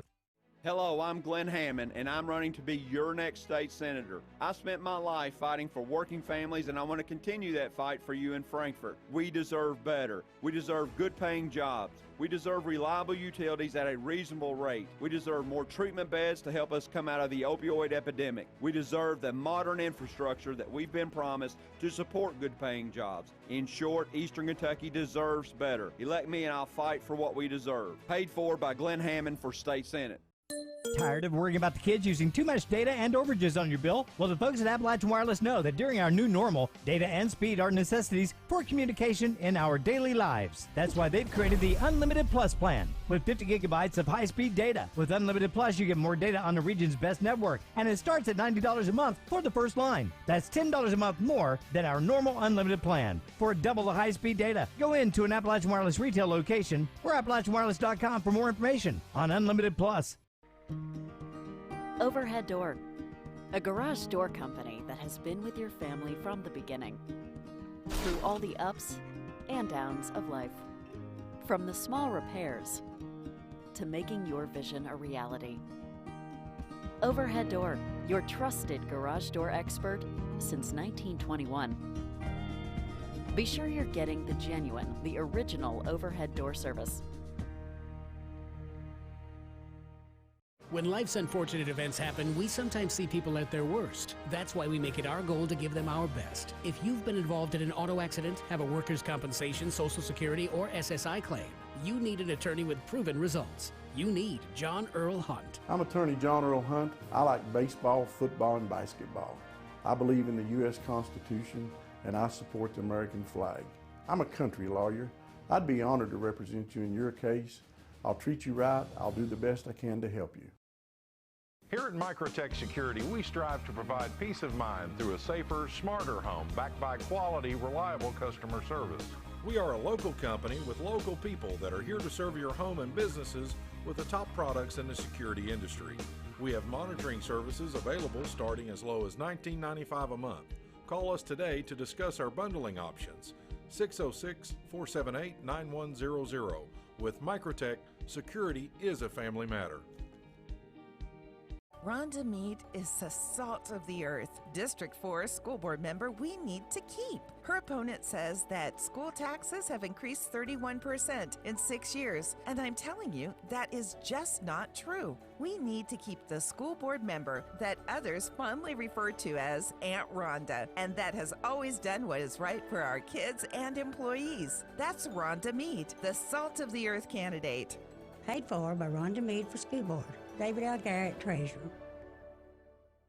Hello, I'm Glenn Hammond. The 2021 Kentuckyville Camrys will be hitting the lot soon at Mann Toyota. That means you can save big on the 2020 models right now. 0% financing for 60 months or $4,200 savings off the price. Toyota Camrys built right here in the Bluegrass. 0% financing for 60 months or $4,200 in savings. Man, what a deal! You're gonna drive away saying, man, what a deal. Mann Toyota, US 23, Prestonsburg. Welcome back to Floyd Central here, 28-0 at the half, as we've got a few minutes here before the second half. But, you know, both teams did, you know, Floyd Central's in there said, look, we've been able to move the football. We've had some open looks. We just got to hold on to the football. We've got to, practice better ball security. Well, when you turn it over 6 times in one half, it's hard to win the ball game. If you turn it over 6 times in one half, you're even remotely in the game. That's a good sign, really and truly, if you're Floyd Central. And, you know, in Floyd Central's defense, I know Magoffin County's Littrell's had a heck of first half. There are 212 total yards in the first half for the quarterback for the senior quarterback for the Magoffin County Hornets. But Floyd Central's defense has shown they made some good stops. They got the abilities to get the stops and get the football back. You know, we had a little bit of a quarterback change there midway through that second quarter for Floyd Central. They went from Hager over to Potter. Be interesting who'll be starting that second half for the Jaguars. So, because really now Floyd Central is going to play a perfect second half to overcome a 28-point deficit.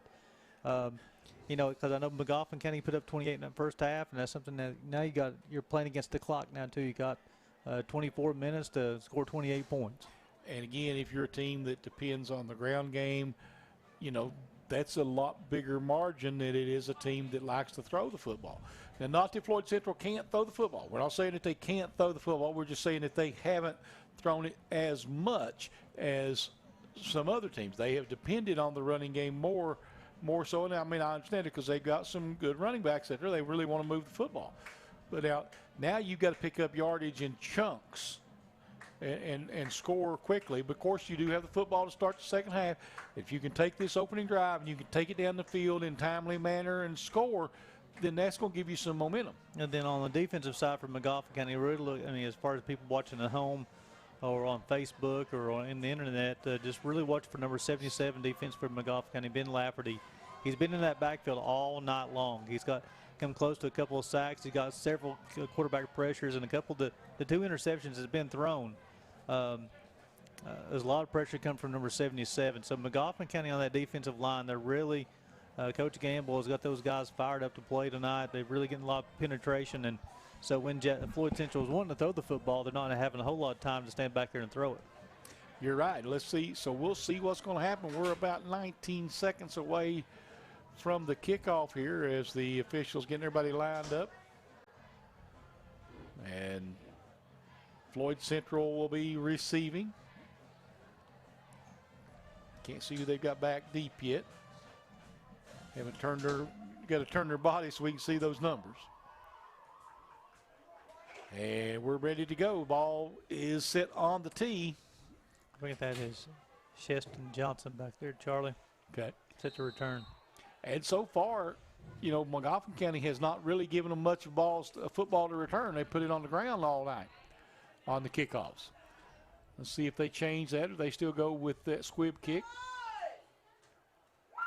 And they do. They kick it deep, and he'll take it at the 15-yard line.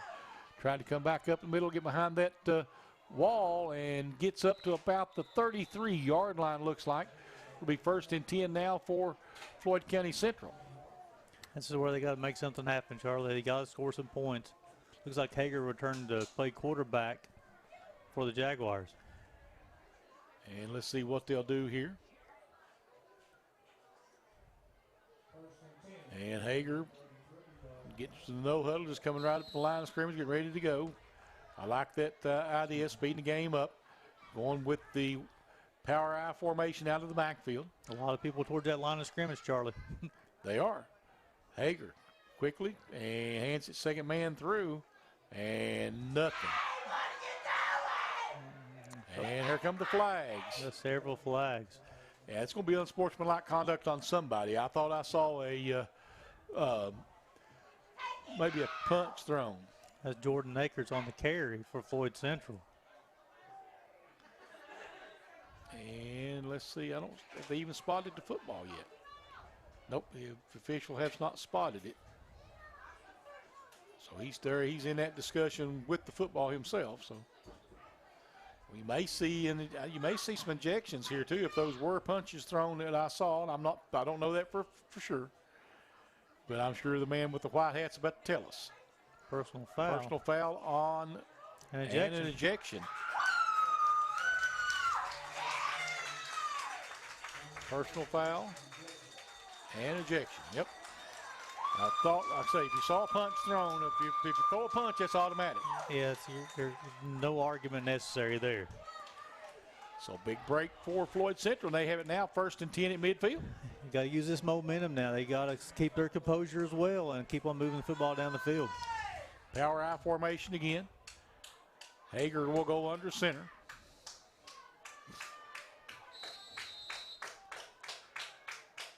And they get set. Takes a snap, Hager looking to throw. Throws it across the middle. It is nearly picked again. It was intended out there for Potter, and the defender kind of circled around him and almost got it. There's a nice play call there. They have a lot of people towards the line of scrimmage there, a little play action pass, trying to get everybody by it, and just the timing was off a little bit. The pass maybe took a little bit too long, and the defender was able, and it was actually Jacob Allen who undercut that again. He's already got one interception return for a touchdown tonight. He's looking for a second one. Again, the power I formation.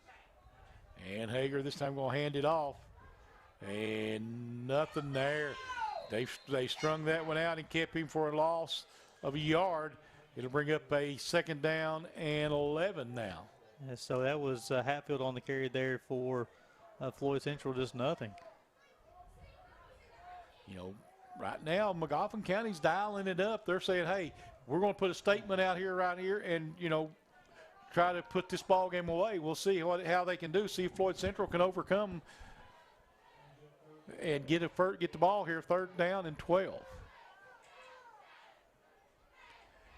Hager in the shotgun, and we got illegal procedure on the offense. So another penalty on the Jaguars. That's the first here in the second half. But a carry of -2 yards and then a penalty of 5 for running football team. Yep. 3rd and 17, down 28-0. That's not the way you want to start the second half. Not where you want to be. Forcing yourself into the passing the football here. Again, folks, if you're watching at home, number 77, defensively, he's coming. You'll see him coming to this left side here for Magoffin County. Hager back to throw, throws it out, and he got his man. Nice tackle. Yep, good tackle. He's going to pick up about 6 yards or so. Christian Gamble on the. Yep. That is Potter on the reception. So it'll be 4th and it looks like 12, I think. Yeah, 4th and 12 coming up now for Floyd Central. Hager again back to throw, has time, throws it downfield, looking for Potter. Caught, touchdown, Floyd Central, because nobody's going to catch him from there. And that's kind of the break Floyd Central might have needed to try to get back into this ball game. makes it 28-6 here. Potter's got 2 catches this here in the second half and goes for 58 yards. And you know, that's what you need. You need a break if you're Floyd Central, and that's your first break. You're able to put points on the board. You know, Potter, he's played quarterback tonight, played running back. He's also lined up as a wide receiver. He can create some separation out there, and he made the hook up there for 52 yards later. Puts Floyd Central on the scoreboard. Here comes the snap, Hager, and that one he's in the end zone, but I don't know that it's going to count. Yep. It'll be procedure on the offense. They'll back them up 5 yards, do it again.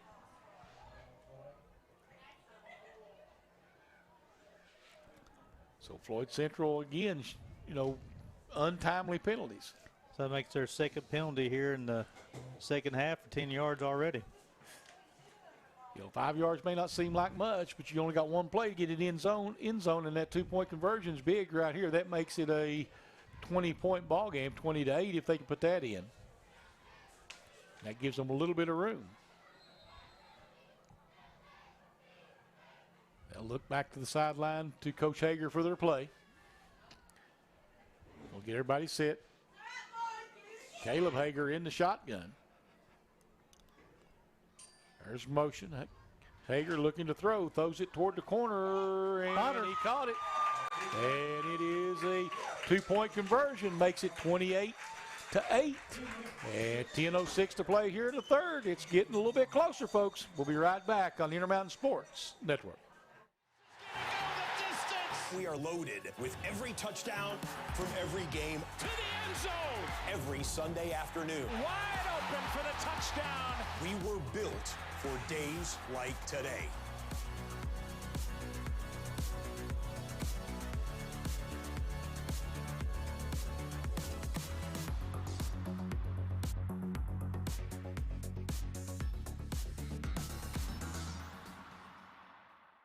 Sherry Dingus Robinson is the truth-telling District 5 school board member we need to keep. Her opponent says that school taxes have increased 31% in 6 years. Frankly, that is just not true. We need to keep the school board member that will tell us plainly what our kids need and how to use our tax money wisely to get it for them.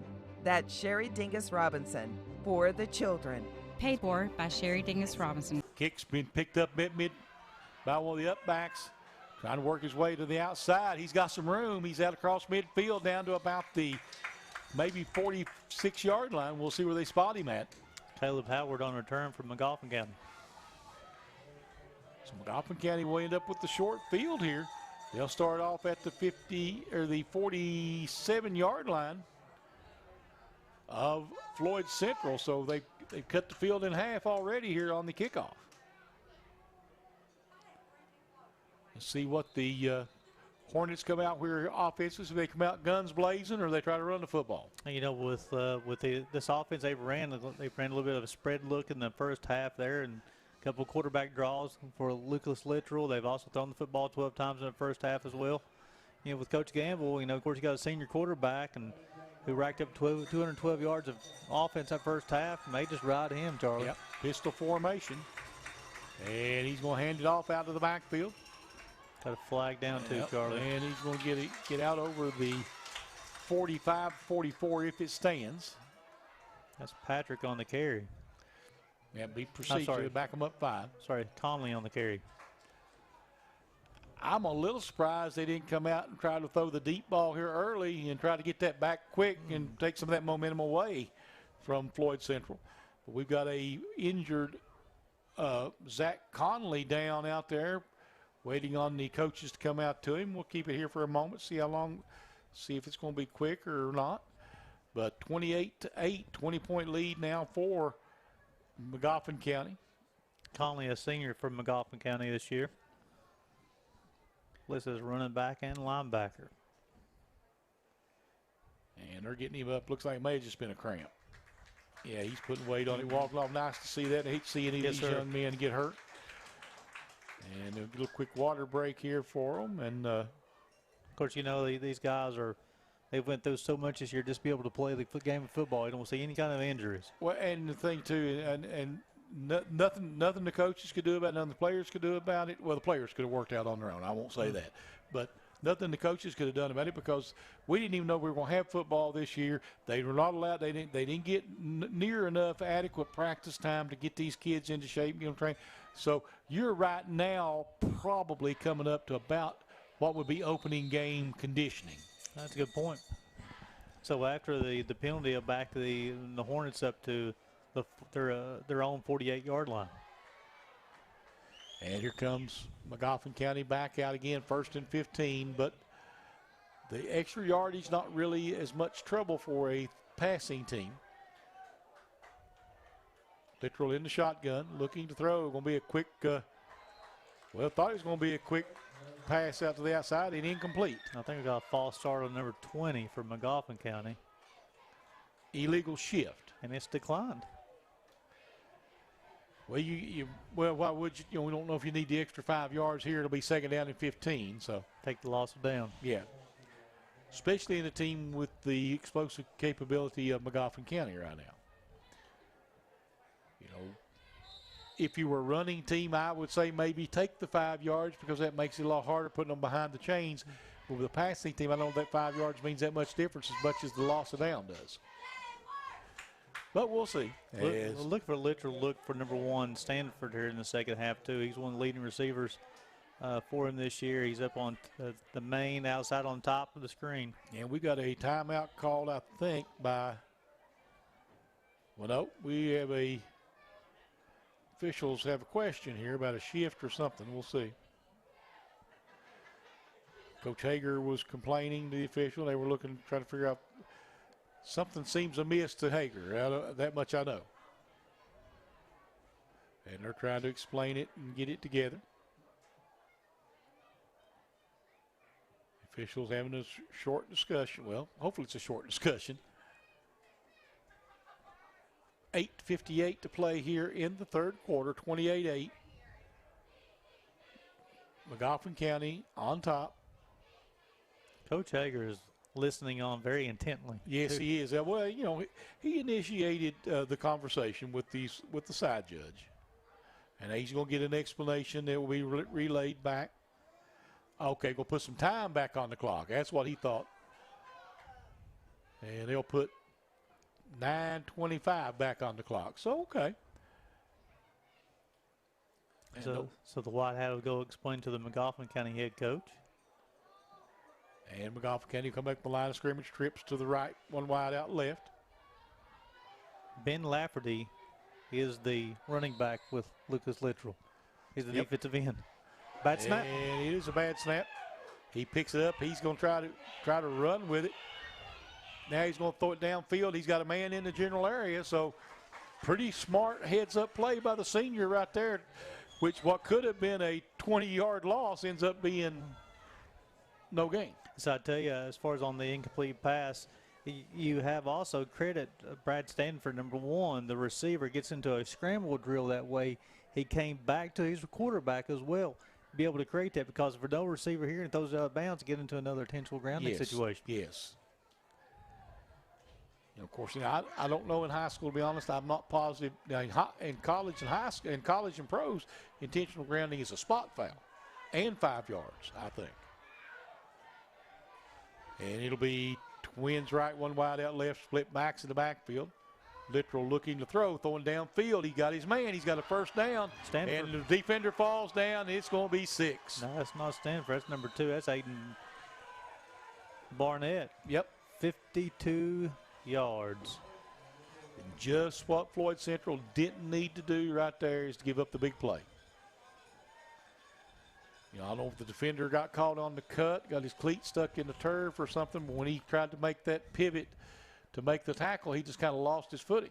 That's Barnett's 3rd catch on the night, 100 yards receiving. It's pretty impressive, although the numbers for Littrell are pretty impressive as well. He's definitely been in control tonight, Littrell, that's for sure. He is probably working his way into that Intermountain Sports Attorney John Earl Hunt player of the game. And there's a handoff on the 2-point conversion, and it is 2 points. So it'll be 36-8. Floyd Central trailing Magoffin County with 9:05 to play here in the third. We'll be right back. This is Intermountain Sports Network. Friends, this is Rocky Adkins, a proud Eastern Kentuckian. When I met Ashley Tackett Laferty, I knew right away that she shared a passion to fight for the bright future that Eastern Kentucky deserves. It sure didn't take her long to prove it. During her short time in Frankfort, I watched as Ashley went the extra mile to open the doors of the Southeast State Correctional Complex and the 240 new jobs it will provide. I saw firsthand as Ashley pushed hard for important water projects in Pike and Floyd County and the local roads like 680 Connector and the expansion of the Mountain Parkway through Prestonsburg. It's easy to see that Ashley has the backs of folks living here. She files bills to help teachers, volunteer firefighters, injured workers, and coal miners with black lung. Ashley's record is proof that she is an Eastern Kentucky Democrat in line with our traditional mountain values. She is making us proud. Trust me when I say that Ashley Tackett Laferty is the voice you need in Frankfort. Paid for by Ashley Tackett Laferty. And he's going to be picked up at the 2-yard line. And he's got some, nope, he's in trouble. Going to go down at about the 6. I don't know. I just about let that one roll on and tried it because if it touches the plane of the end zone, it's a dead ball in high school. And so, you know, the momentum that Floyd Central started in the second half, taking the football down, scoring the touchdown, the 2-point conversion at the 8th on the board. Then that momentum goes away with the 52-yard strike, literal over to Barnett. But then you have the kickoff. Now they'll be starting at their own 6-yard line. Yeah, you're 94 yards away from the goal line right now, so not where you really want to be. And we've got it looks like a delay of game, but I don't know why. There's still 11 seconds on the play clock if it's right. Well, we'll find out here in a moment. Maybe had too many people on the field. I saw a Hornet run off the field just now. Well, maybe. Yeah, you see the illegal substitution there. Okay. So it gives them a little bit of breathing room. It should be a 5-yard penalty. Bring up 1st and 5. Yep. Nice break right there for Floyd Central. But now they can't just keep trading scores here if they can get down the field and put it in the end zone. They've got to get some defensive stops as well.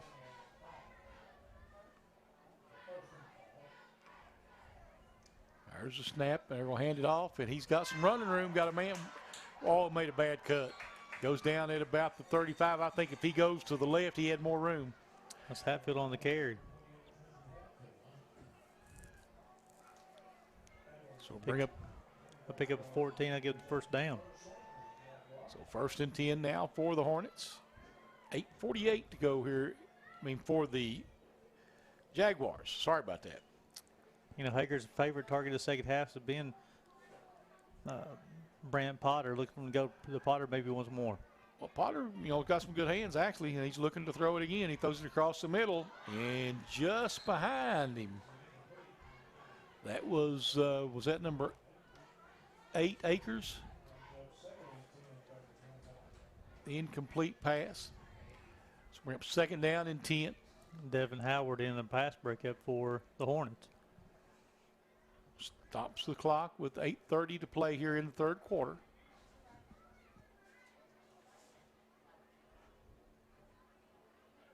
So West Carter beat Prestonsburg 58-7. And here we go, working it out to the outside, trying to make the cut. Got some blockers, doing a good job following his blockers. He's going to be close to a 1st down. Who is that? Can't see. That's Akers on the carry. Yep. So Akers got the 1st down, so 1st and 10 now for Jaguars. Nice job of slowing down and following his blocks on that one to get the 1st down. Very patient run. And looks like they're adjusting on the helmet here real quick. They're letting time click away right now. Yep. Time is not their friend right now. No, time is not on their side, as the song says. Shotgun, and there's fakes the run, wanting to throw, going deep, and it is incomplete. And no pass interference because both of them were hand fighting. I think that was a fair call. It was intended for Potter. Second down and 10. But it does stop the clock. Had Nick Millett in coverage there for the Hornets. And, you know, that's a tough job, Millett, because I think there's a little bit of a size advantage for Potter in that. There's motion coming around. They're going to try to run the sweep to the other side. He's got a hole. He's going to get close to another first down. I don't know if they pulled him back in time or not. I think he's going to be just short if I think the spot. Looks like he's going to be about a yard short. But that'll bring up a third down and short, which is very makeable, and that opens up the playbook for Floyd Central here. Nope, they said he got the first down. He got a good spot on that one. Akers on another carry there, picks up another 10 yards. 2 carries in the second half, 22 yards. Yep. And 7:10 to play here in the third. There's Ball's on the ground. Yep. That Floyd Central able to recover it.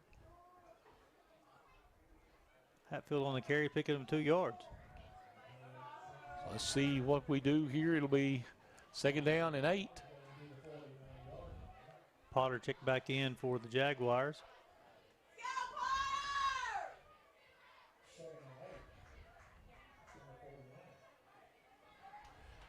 Quickly in empty backfield, Hager looking to throw. Throws it and incomplete out there again, intended for Potter. Just wasn't on the same page there. Potter was actually looking over to the sideline when the football was snapped. A little miscommunication on either a snap count or a play call. Yeah, bring up a 3rd and 8. From the 49-yard line, it's going to be a key possession here, Charlie. They got to keep scoring the football. Again, it's already down to 6:32 to go here in the third quarter. 36-8 Magoffin County. Hager in a shotgun snap, takes the snap, goes back, surveys the field, and he's sacked. Yep. Let's see who got the sack here for Magoffin County. I tell you what, it's Magoffin County's done a good job here tonight. I believe that is number 68, Derek Fitch, with the sack for Magoffin County. And it's going to be, looks like a punting situation now for Floyd Central after a time. Well, we got a injury timeout. I think they're coming back over to talk to the coach, but it's 4th down and 8. I don't know if he'll punt it away here or not. It's a tough call down 36-8. Again, time's on your side. But, if you give them the football here, you give them the short field too. So it's a tough call for him right here. Plus it's a 4th and 12, so it's not an easy 4th down conversion. Right. It's going to be an interesting call here. We got the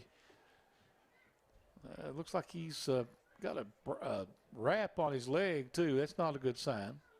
I hope it's just like say maybe it's be cramps though, because he is moving around. And they're going to come back to the sideline and maybe get a couple players to help him or something. I'm not sure what the call is going to be. We'll keep it here just a moment. Coach Hager checking them as well. 6:14 to play here in the third quarter. 36-8 Magoffin County, and the Hornets in control of this one right now. Something too, Charlie, coming in tonight, and definitely wanted to compliment Floyd Central on all their safety protocols they had in place tonight coming in. They got screened for the temperature. He had everything set, signed up for the contact tracing just in case, but very safe environment here at Floyd Central. They did a nice job, very professional. Everybody had people guiding you where to go to, and a lot of reminders about the mask, and definitely want to make sure everybody has that.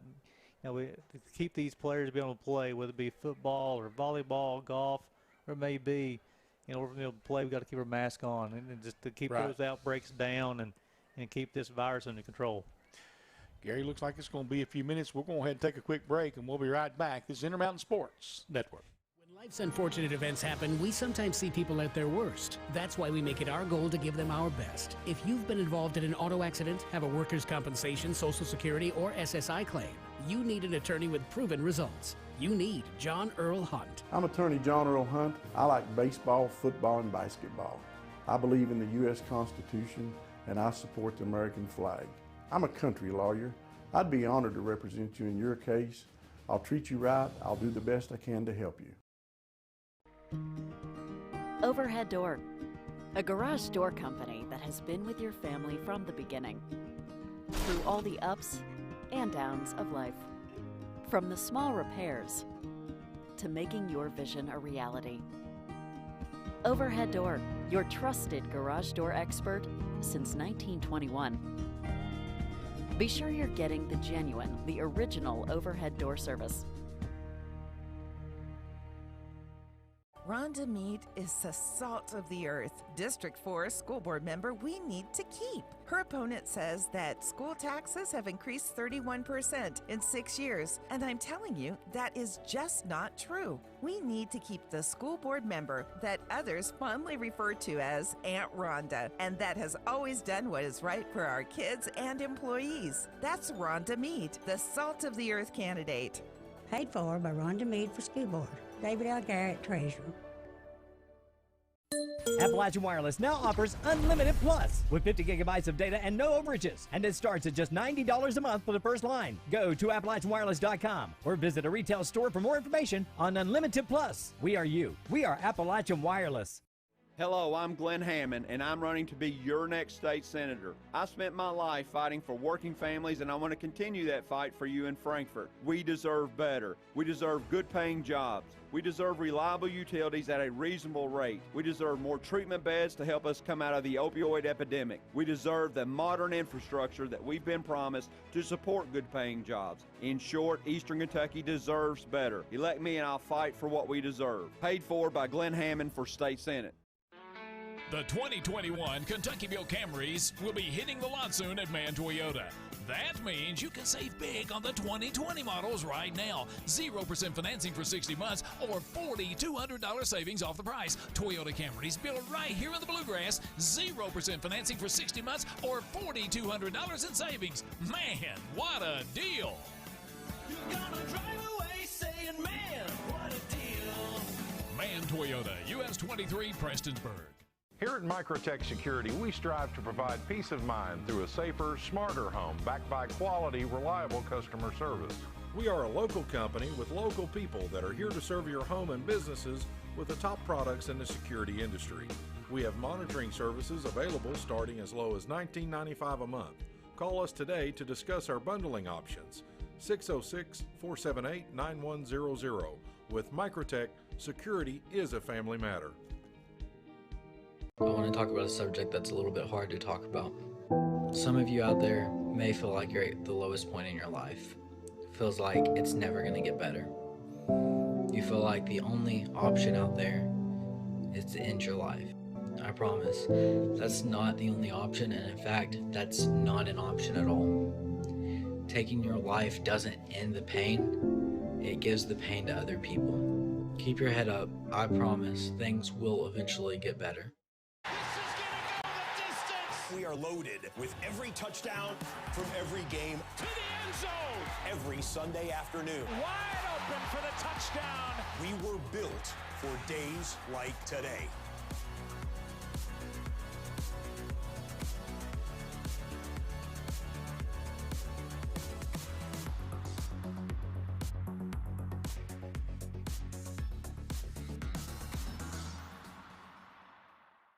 When life's unfortunate events happen, we sometimes see people at their worst. That's why we make it our goal to give them our best. If you've been involved in an auto accident, have a workers' compensation, Social Security, or SSI claim, you need an attorney with proven results. You need John Earl Hunt. I'm attorney John Earl Hunt. I like baseball, football, and basketball. I believe in the U.S. Constitution, and I support the American flag. I'm a country lawyer. I'd be honored to represent you in your case. I'll treat you right. I'll do the best I can to help you. Friends, this is Rocky Adkins, a proud Eastern Kentuckian. When I met Ashley Tackett Laferty, I knew right away that she shared a passion to fight for the bright future that Eastern Kentucky deserves. It sure didn't take her long to prove it. During her short time in Frankfort, I watched as Ashley went the extra mile to open the doors of the Southeast State Correctional Complex and the 240 new jobs it will provide. I saw firsthand as Ashley pushed hard for important water projects in Pike and Floyd County and the local roads like 680 Connector and the expansion of the Mountain Parkway through Prestonsburg. It's easy to see that Ashley has the backs of folks living here. She files bills to help teachers, volunteer firefighters, injured workers, and coal miners with black lung. Ashley's record is proof that she is an Eastern Kentucky Democrat in line with our traditional mountain values. She is making us proud. Trust me when I say that Ashley Tackett Laferty is the voice you need in Frankfort. Paid for by Ashley Tackett Laferty for state representative. Overhead Door, a garage door company that has been with your family from the beginning, through all the ups and downs of life. From the small repairs to making your vision a reality.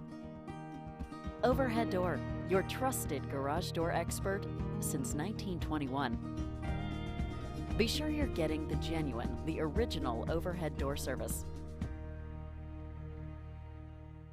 To Floyd Central High School, 36-8 to score here with 6:14 to play in the third, and we've got an injured Jaguar down there. Thoughts and prayers go out to that young man and hope that everything's going to be all right, but looks like they're going to bring somebody in to take him to have professional medical help here in a moment. I want to remind everybody tonight's game brought to you by Mann Toyota of Prestonsburg. Rhonda Meade for School Board District number 4. Johnny Ray Turner for State Senate District number 29. Sherry Dingus Robinson for School Board Member District 5. Overhead Door of Eastern Kentucky.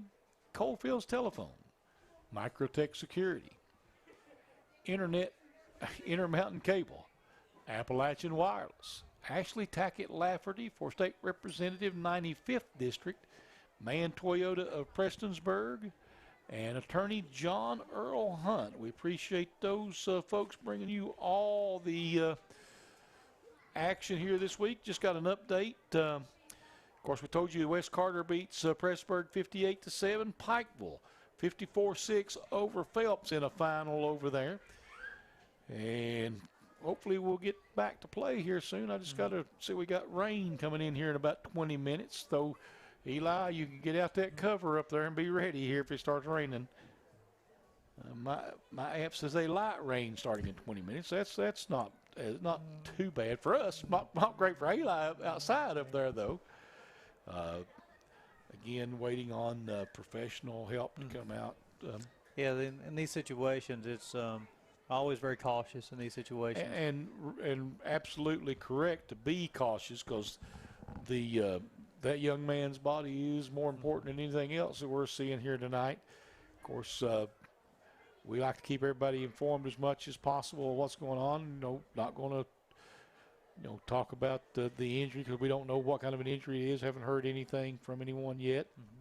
But I do know that they are being very cautious over there, probably getting ready to, I would imagine, transport him in a few moments. I didn't know if they were going to bring the ambulance onto the field or just roll him off in a car, gurney or whatever. But I look at one of the situations, Charlie, they tried to run the football up the middle, and you get so many people blocking there, you get so much action. He looked like he got rolled up on, but when you get blocking and getting tackled and that type of thing, injuries happen in this game of football. Again, the thoughts and prayers go to this young man, and hopefully this is just being very cautious on the play here. It does look like it's maybe some type of leg injury, but the thing is, we're just hoping and praying everything's going to be okay. Of course, want to remind everybody out there, of course, tonight was senior night here at Floyd County Central, and you can watch that ceremony after the ball game. Well, after we sign off the ball game, you'll just stay tuned. You'll see that come right back up, and you can watch that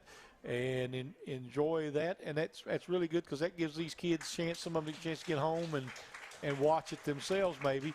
And again, the crowd giving a hand to that young man, and our thoughts, prayers, and everything go with him from here as they're taking him off the field to be looked at by medical help. And always a sobering moment to see that happen. And because of these young men, you hope that it's nothing very serious for him, and especially that it has no long-term effects. So getting back to game action, got 6:14 go here in the third quarter. Charlie Magoffin kind of in charge of this one in in control of this one, 36-8. Probably looks like the officials may be directing the players may get a little short warm-up time here where they had a little bit of an extended break here too. Just the safety features. I'm sure the officials will make sure everybody's loose and nobody won't cramp up and that sort of thing. But go back to game. Floyd Central down 36-8, and they're facing 4th and 12 coming up, Charlie. Yes, yeah, and I don't know whether they'll punt it away here or not. I mean, this is a tough decision time for the coach from the in a football sense here. I mean, do you just punt it away? And because if you don't get it here, you give them the short field again, and they have shown that they can take advantage of any miscues you make here as they have all night, and that's one of the reasons they lead 36-8 right now. So I think he'll punt it away here with everything that happened and with all that extra time that they've had to think about it here. But I may be wrong. I've been wrong before. My wife says I'm wrong a lot. I know Coach She's Hager. right. She says that. I know Coach Hager's probably wanting to try to keep control of the football, but do you have anything drawn up for 4th and 12? And like you said, the short field if you don't make it. And Magoffin County's, the last time they had the football, they went 52 yards from Littrell to Barnett for the score to respond there. And the way Littrell's playing tonight, he's getting close to 300 total yards of offense tonight. The way he's throwing the football, Coach Hager's got a tough decision coming up. He does. I mean, I'm sure he's already made the decision in his mind, and we're about to find out what he's going to do here momentarily as soon as the little warm-up period is over here. I don't know how long that will be from the officials. I don't know if that's how long the coaches want or whether it's a predetermined thing that officials are told to initiate. And then also tonight, it's got a score coming through. Johnson Central 75, Perry Central 24. Ow. Coach Matney has the Golden Eagles playing well right now. They're a juggernaut right now. They haven't lost a game and deep into this, 4 games into their second season? Yeah, he's after winning a state championship last year undefeated, and now starting off in rare form here in the fourth week of the season. The Coach Matney's built such a program down there. They've been to 5 straight championship games, state championship games, winning a couple of them. He's got those guys poised to make another deep run this year. Well, we've had a lot of good football here in the mountains of Eastern Kentucky. Pikeville's won the state championship. Belfry's always in it. Pikeville's always in it. Johnson Central's always in it. Paintsville's always in it. Well, Paintsville was in the championship game against Pikeville last year. That's right. And let's see. Looks like he's going to. Is he going to go? Go for it or do a quick kick or what? Potter's a quarterback. Yep. So back to throw. Throws it across the middle. It's going to be caught, but it's going to be short of the first down, so he'll turn it over on downs at midfield. Has Akers on the catch. Well, Belfry drops one 21-20 tonight to that was not a bad loss for Belfry. North Hardin. North Hardin was weren't they state champions last year? They're a really good football team. Man, they're hard to handle. That must have been. I'm confused by the alignment here. I'll get this Littrell's. Yeah, Littrell probably hasn't come back out on the field here yet, and maybe he's not going to come back out at this point. We'll see. Coach Campbell's going to call timeout. Okay. 36-8. Magoffin County with 6 minutes to play here in the third. We'll be right back as Intermountain Sports Network. Mikrotec Security and Gearhart Broadband are teaming up. You can now bundle a modern home security system and fast, reliable broadband internet. Protect what's important with 24/7 monitoring and keep connected with the broadband speeds your family needs. For a limited time, you'll also receive a free Z-Wave smart plug. That's right, free. A useful accessory that you can fully control within your Alula security app. Call us to get started at 1-800-264-1730 or online at mikrotechsecurity.com. Hello, I'm Glenn Hammond, and I'm running to be your next state senator. I spent my life fighting for working families, and I want to continue that fight for you in Frankfort. We deserve better. We deserve good-paying jobs. We deserve reliable utilities at a reasonable rate. We deserve more treatment beds to help us come out of the opioid epidemic. We deserve the modern infrastructure that we've been promised to support good-paying jobs. In short, Eastern Kentucky deserves better. Elect me and I'll fight for what we deserve. Paid for by Glenn Hammond for State Senate. Welcome back to Floyd Central High School, 36-8, 6 minutes go in the third quarter. And quickly back to throw, and floating one up over toward the sideline, and it's incomplete. Littrell was looking, try to get it out on that corner. A little fade pattern. Well, we was talking about it during the break there, Charlie, how aggressive Coach Gamble will stay with Magoffin County with the bigger lead in the third quarter. I think he's coming out. He's still throwing the football. You know, you are who you are. I mean, you know, if you're wanting to move along and, you know, stay competitive, you've got, you know, and again, this is such an unusual season. Trips to the right, one wide out left. Littrell. Quick pass out, quick flanker screen, nice move back to the inside, and he's going to pick up about maybe 3 yards on the play. Stanford on the catch. But again, it's understandable to see this. In a normal year, I might be saying, well, you know, maybe he needs to dial it back a little bit. But this year, you know, they've got so much stuff that they have not gotten to work on because of the short, all the delays and everything getting this season underway. And again, they're so far behind conditioning and putting plays in and seeing what they can and can't do. So most of these teams, you'll see a lot of that going on. That's a great point, Charlie. You're exactly right. Twins each way. Littrell back to throw. Throws it out and incomplete. Intended for Standifer, and he just couldn't hold on to that one. You know, that makes about 3 times tonight they've tried to hit that little short slant. The timing just kind of been off. The pass a little too high there behind him. And Stanford a couple times, he was wide open. Kind of look up, saw the green grass and dropped it. The connection between Littrell and Stanford supply hasn't been there tonight. And it looks like they're going to have to punt it away here on 4th down and 6. So a break again for Floyd Central. Let's see if they can take advantage of this one and move the football. I believe Caleb Howard's doing the punting here for Magoffin County. He's punted once tonight. Got a really nice punt off last time. Yes, he did. Getting everybody lined up, ready to go. Snaps up, and there, it's the fake. I wondered about that.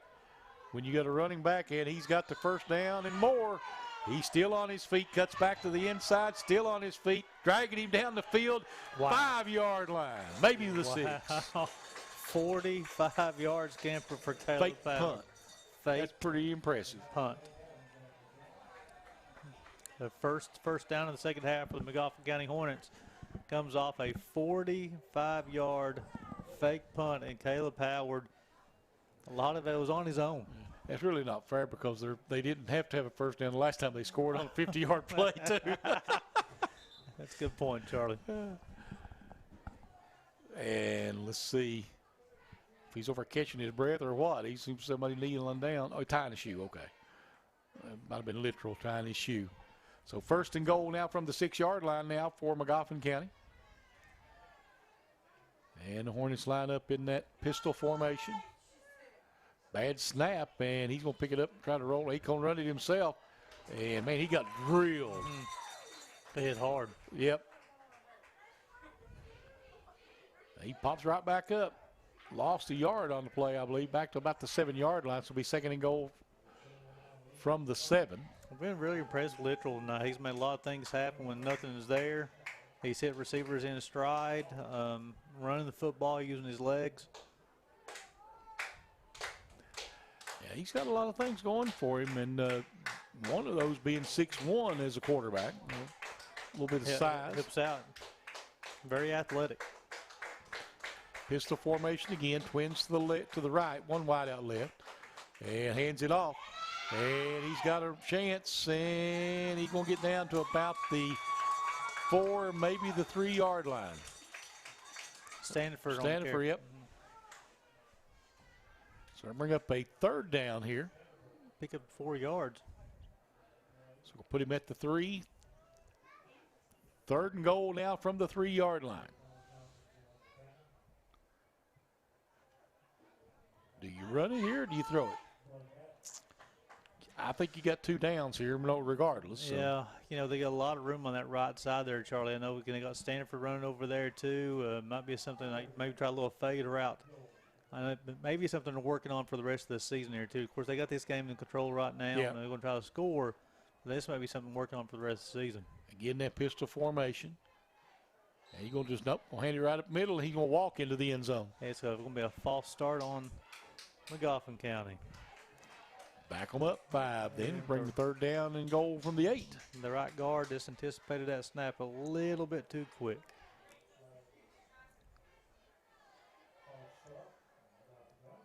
So 3rd down and 8, 2:54 to play here in the 3rd quarter, 36-8. And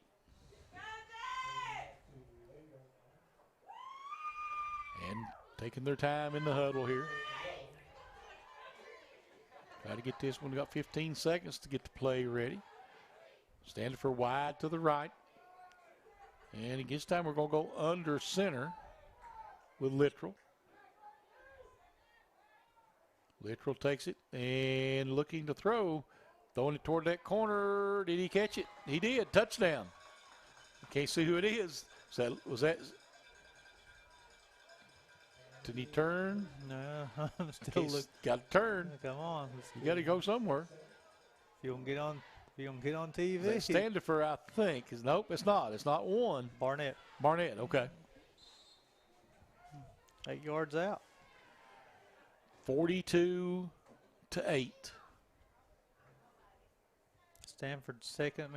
Barnett's second touchdown catch here in second half. 4 catches, 108 yards, and 2 TDs.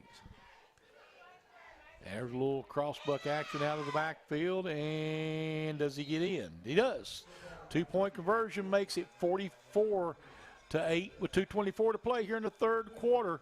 Magoffin County leading Floyd Central on the Intermountain Sports Network.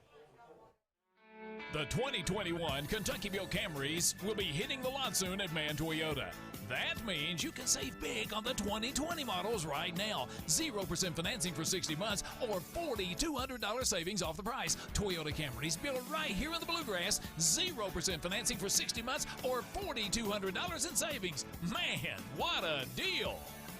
You're gonna drive away saying, man, what a deal. Mann Toyota, US 23, Prestonsburg. When life's unfortunate events happen, we sometimes see people at their worst. That's why we make it our goal to give them our best. If you've been involved in an auto accident, have a workers' compensation, Social Security, or SSI claim, you need an attorney with proven results. You need John Earl Hunt. I'm attorney John Earl Hunt. I like baseball, football, and basketball. I believe in the U.S. Constitution, and I support the American flag. I'm a country lawyer. I'd be honored to represent you in your case. I'll treat you right. I'll do the best I can to help you. Floyd Central High School, 44-8. Magoffin County in control of this one, Charlie, late in the 3rd quarter. And there's the kick. Be taken at the 28-yard line. And a nice run coming back up the field. And is that Potter? Potter, yeah, well, he's always tough to bring down. Great field position this time for Floyd Central. Potter takes it to the 45-yard line, looks like. Potter's done a good job now when he's had an opportunity to get the football in his hand. He has. So it'll be 1st and 10 now for the Jaguars. And is that Potter back at quarterback now? And is Potter taking snaps? Potter gets everybody set, takes it, and he's going to hand it off. And, well, did they blow the whistles? Blew the whistle. Wow. I don't think that his forward progress was stopped there, in my opinion. I don't, because he, of course, they did. I could see their thing because the guy had him, and he just grabbed him and slung him to the ground and kept right on running. Definitely a physical run there by Hatfield. Trenton Hatfield on the carry for the Jaguars. So 2nd down and 1 coming up now for Floyd Central. Or 2nd down and 9, I'm sorry. And looking to throw is Laferty. Yep. Incomplete pass. So bring up 3rd down and 12. Laferty has been in that backfield a lot tonight, and he caught Potter there. Now Potter's down. Going to be an official's timeout here, but thankfully he's able to get up. Open shoulder, though. Yeah, you're right.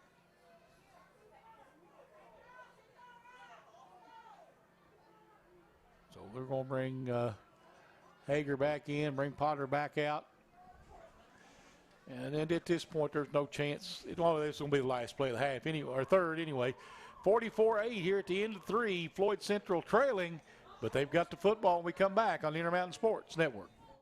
Friends, this is Rocky Adkins, a proud Eastern Kentuckian. When I met Ashley Tackett Laferty, I knew right away that she shared a passion to fight for the bright future that Eastern Kentucky deserves. It sure didn't take her long to prove it. During her short time in Frankfort, I watched as Ashley went the extra mile to open the doors of the Southeast State Correctional Complex and the 240 new jobs it will provide. I saw firsthand as Ashley pushed hard for important water projects in Pike and Floyd County and the local roads like 680 Connector and the expansion of the Mountain Parkway through Prestonsburg. It's easy to see that Ashley has the backs of folks living here. She files bills to help teachers, volunteer firefighters, injured workers, and coal miners with black lung. Ashley's record is proof that she is an Eastern Kentucky Democrat in line with our traditional mountain values. She is making us proud. Trust me when I say that Ashley Tackett Laferty is the voice you need in Frankfort. Paid for by Ashley Tackett Laferty for state representative. Welcome back to Floyd Central High School. We're in the 4th quarter, 44-8 Magoffin County after 3 quarters of play. And 2nd and 12, or 3rd and 12. Now, 3rd and 12 coming up. Looks like Caleb Hager. Is that Potter going to stay out there, or is that Hager? Can't tell. Well, that's Hager, yeah. So Hager in the shotgun. He'll have one wide out wide to the right. And then a slot on either side as well. There's motion, high snap, Hager. Wow. I tell you what, big number 68 deserves his number being called on that one. He blew that one up big time. Derek Fitch. Yep. Mr. Derek Fitch to you. Mr. Derek Fitch. You talk about blowing it up. Man, he anticipated that snap count and got it right. Yep, he did. 4th and 16. Yeah, I mean, you got at this point you're going to go for it on every 4th down if you're Floyd Central. It doesn't matter. It's 4th and 16. 11:10 to go on a running clock here, and now we have a timeout. So 11:09 to play. It's 44-8. Magoffin County. This is Intermountain Sports Network. Talk about a subject that's a little bit hard to talk about. Some of you out there may feel like you're at the lowest point in your life. It feels like it's never going to get better. You feel like the only option out there is to end your life. I promise, that's not the only option, and in fact, that's not an option at all. Taking your life doesn't end the pain, it gives the pain to other people. Keep your head up, I promise, things will eventually get better. Rhonda Meade is the salt of the earth. District 4 school board member we need to keep. Her opponent says that school taxes have increased 31% in 6 years. And I'm telling you, that is just not true. We need to keep the school board member that others fondly refer to as Aunt Rhonda, and that has always done what is right for our kids and employees. That's Rhonda Meade, the salt of the earth candidate. Paid for by Rhonda Meade for school board. David L. Garrett, treasurer. Welcome back to Floyd Central High School. 11:09 to go in the 4th quarter. 44-8 Magoffin County. Wow. Close one. 29, I think it's 29-28. Lawrence County over Pike Central. Back to throw. Hager has time going deep, and it is caught. And he just carries him down inside the 10. Is that Potter? That's Potter, 40-yard reception. Nice play and catch there, or pitch and catch. So that'd be 1st and goal, I think, for the Jaguars. They're going to spot him at the 10, maybe? 10-yard line. That's the 5th first down here in the second half for the Jaguars. The Hager to Potter connection. Now Potter in the second half alone 4 catches, 100 yards. For the game, 6 catches for 140 yards. 3 deep eye. Let's see. They're going to give it to Potter again. Let him, man. He's going to take it down to the, maybe the 1. The 2. So North Hardin beats Belfry 21-20. Just giving you some updates. 29-28 Lawrence County over Pike Central. Of course, Pikeville 54-6 over Phelps, and West Carter 58-7 over Prestonsburg right now, is what we've seen so far. Hager under center again with that 3 deep eye, and we have an official timeout for some reason. Offsides on the defense. Half the distance to the goal line. It's the 5th penalty here in the second half for the Magoffin County Hornets. It's only a 1 yard penalty, though. 1 yard penalty, that's right. Don't hurt your yardage. No. Look for maybe to give it to Potter again, try to let him get the score. And he does.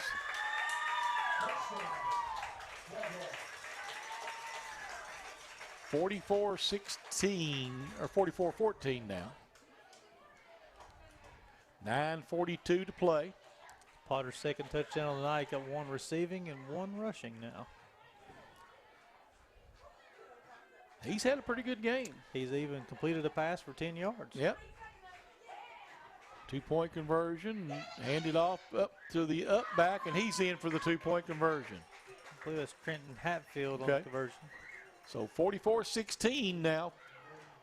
Magoffin County with 9:30 to go. We'll be right back. This is Intermountain Sports Network. Tired of worrying about the kids using too much data and overages on your bill? Well, the folks at Appalachian Wireless know that during our new normal, data and speed are necessities for communication in our daily lives. That's why they've created the Unlimited Plus plan with 50 gigabytes of high-speed data. With Unlimited Plus, you get more data on the region's best network, and it starts at $90 a month for the first line. That's $10 a month more than our normal unlimited plan. For double the high-speed data, go into an Appalachian Wireless retail location or AppalachianWireless.com for more information on Unlimited Plus. We are loaded with every touchdown from every game To the end zone. every Sunday afternoon. Wide open for the touchdown. We were built for days like today.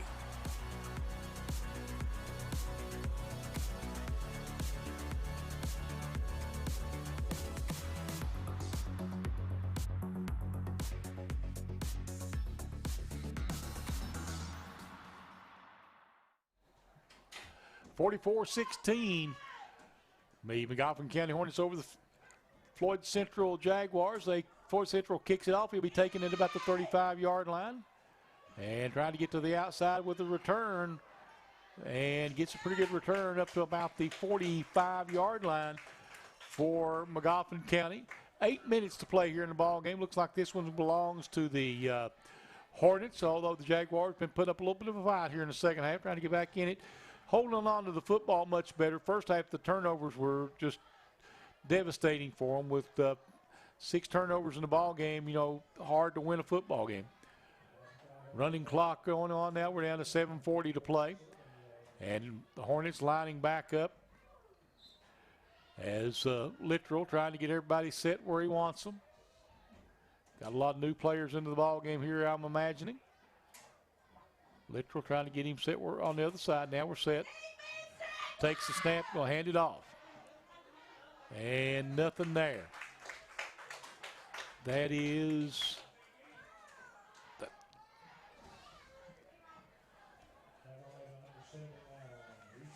Let's see. What was that? 38, I think, is Kevin Crace on the carry. Be a loss of 3 on the play. 6:58 now to play. Clock ticking down. Of course, the Intermountain Sports Network and Attorney John Earl Hunt player of the game will be the quarterback, Lucas Littrell. And Lucas had almost 300 total yards here tonight as he threw the ball very well and ran the ball well as well as also. Paintsville 57, Fairview 8 here today as they'll pick it up. Littrell kicks it back to all the other younger players, trying to get him in the game. Nice little job getting moving. And he'll get the ball. He'll go down. Again, that was Crace. And he will go down at the 41-yard line. That'll bring up a 3rd down and 18 now for the Magoffin County Hornets. Got 6 minutes left here in the ball game. As they'll come back up. Littrell will get himself set in the backfield. He's going to take the snap, and he is looking to throw. Throws it out wide. It'll be incomplete. So 4th down and 16 coming up now for the Hornets. But again, we're in that running clock situation. And Floyd Central right now has thrown the ball pretty well. As Littrell has really done a good job with it. They're getting ready to punt it away here. Like Littrell has 6 of 12, 167 yards and a touchdown. Well, it'll be 6 of 13. And let's see. They're ready to punt it away. We got 5 minutes left here in the ball game. Try to get everybody going. Try to look at some of these numbers here for you if we can. We'll get them all together at the end of the ball game. Littrell, or there's the punt. Boy, beauty. Nice high floater. And it'll be recovered at about the 27-yard line for Floyd Central. Is that Potter, I'm hoping? Getting up. No, that is it's either Potter or Mollett. I can't tell. I think it's Mollett coming off the field. Down to 4:15 to play here in the ball game. Still 44-16. Magoffin County holding on to the lead. Big district win here for the Hornets. They will move on to 3-2 on the season. Floyd Central will drop to 2-3 on the season. Floyd Central lines up. Got twins over to the right, one wide out left. I think it's Hager still in the shotgun, looking to throw. He is throwing it downfield. And, boy, another nice catch out there by Potter. He just reaches over the defender and takes it away from him. So 1st down now for Floyd Central. Potter picking up some more yardage. And let's see, that would have been, I'll mark him at the 50. About 30 yards on there. Back to throw. Going downfield looking, and he got a man. And that's going to be a touchdown for, let me see. I'm looking at the wrong side. That would be Blake Adams with the touchdown. Makes it 44-24. Or 44-22, I'm sorry. With 2:49 to play. And they'll go for the 2-point conversion here, as both these teams have all night long. And there's the official signal set. Big eye, deep eye formation. And he'll hand it off again.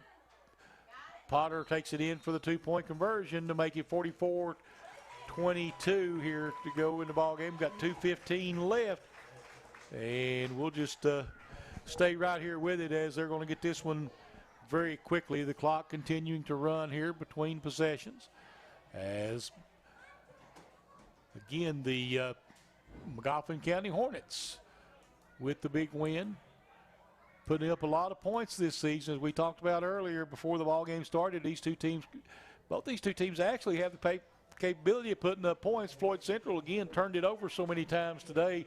That was one of their big struggles. They was holding on to the football, especially in the first half, and got themselves in a hole. And Magoffin County took advantage of those miscues. And they're teeing the ball up. Floyd Central ready to kick it away with 1:28 to go. I'm going to assume we'll see an onside kick here. And we do, and they'll fall on it at the 46-yard line, we'll call it. 1st and 10 now for Magoffin County. And the Hornets will probably just, well, if the officials may let them, if they'll let them run it out from a minute out or not, but they just have to take a knee and put this one away here for them. As let's see, big game for Floyd Central.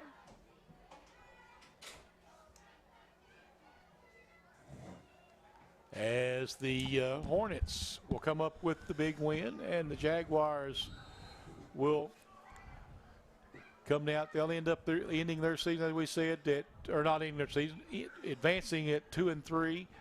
And Magoffin County will go to 3-2, and that will probably be the last play of the football game, as it's 44-24.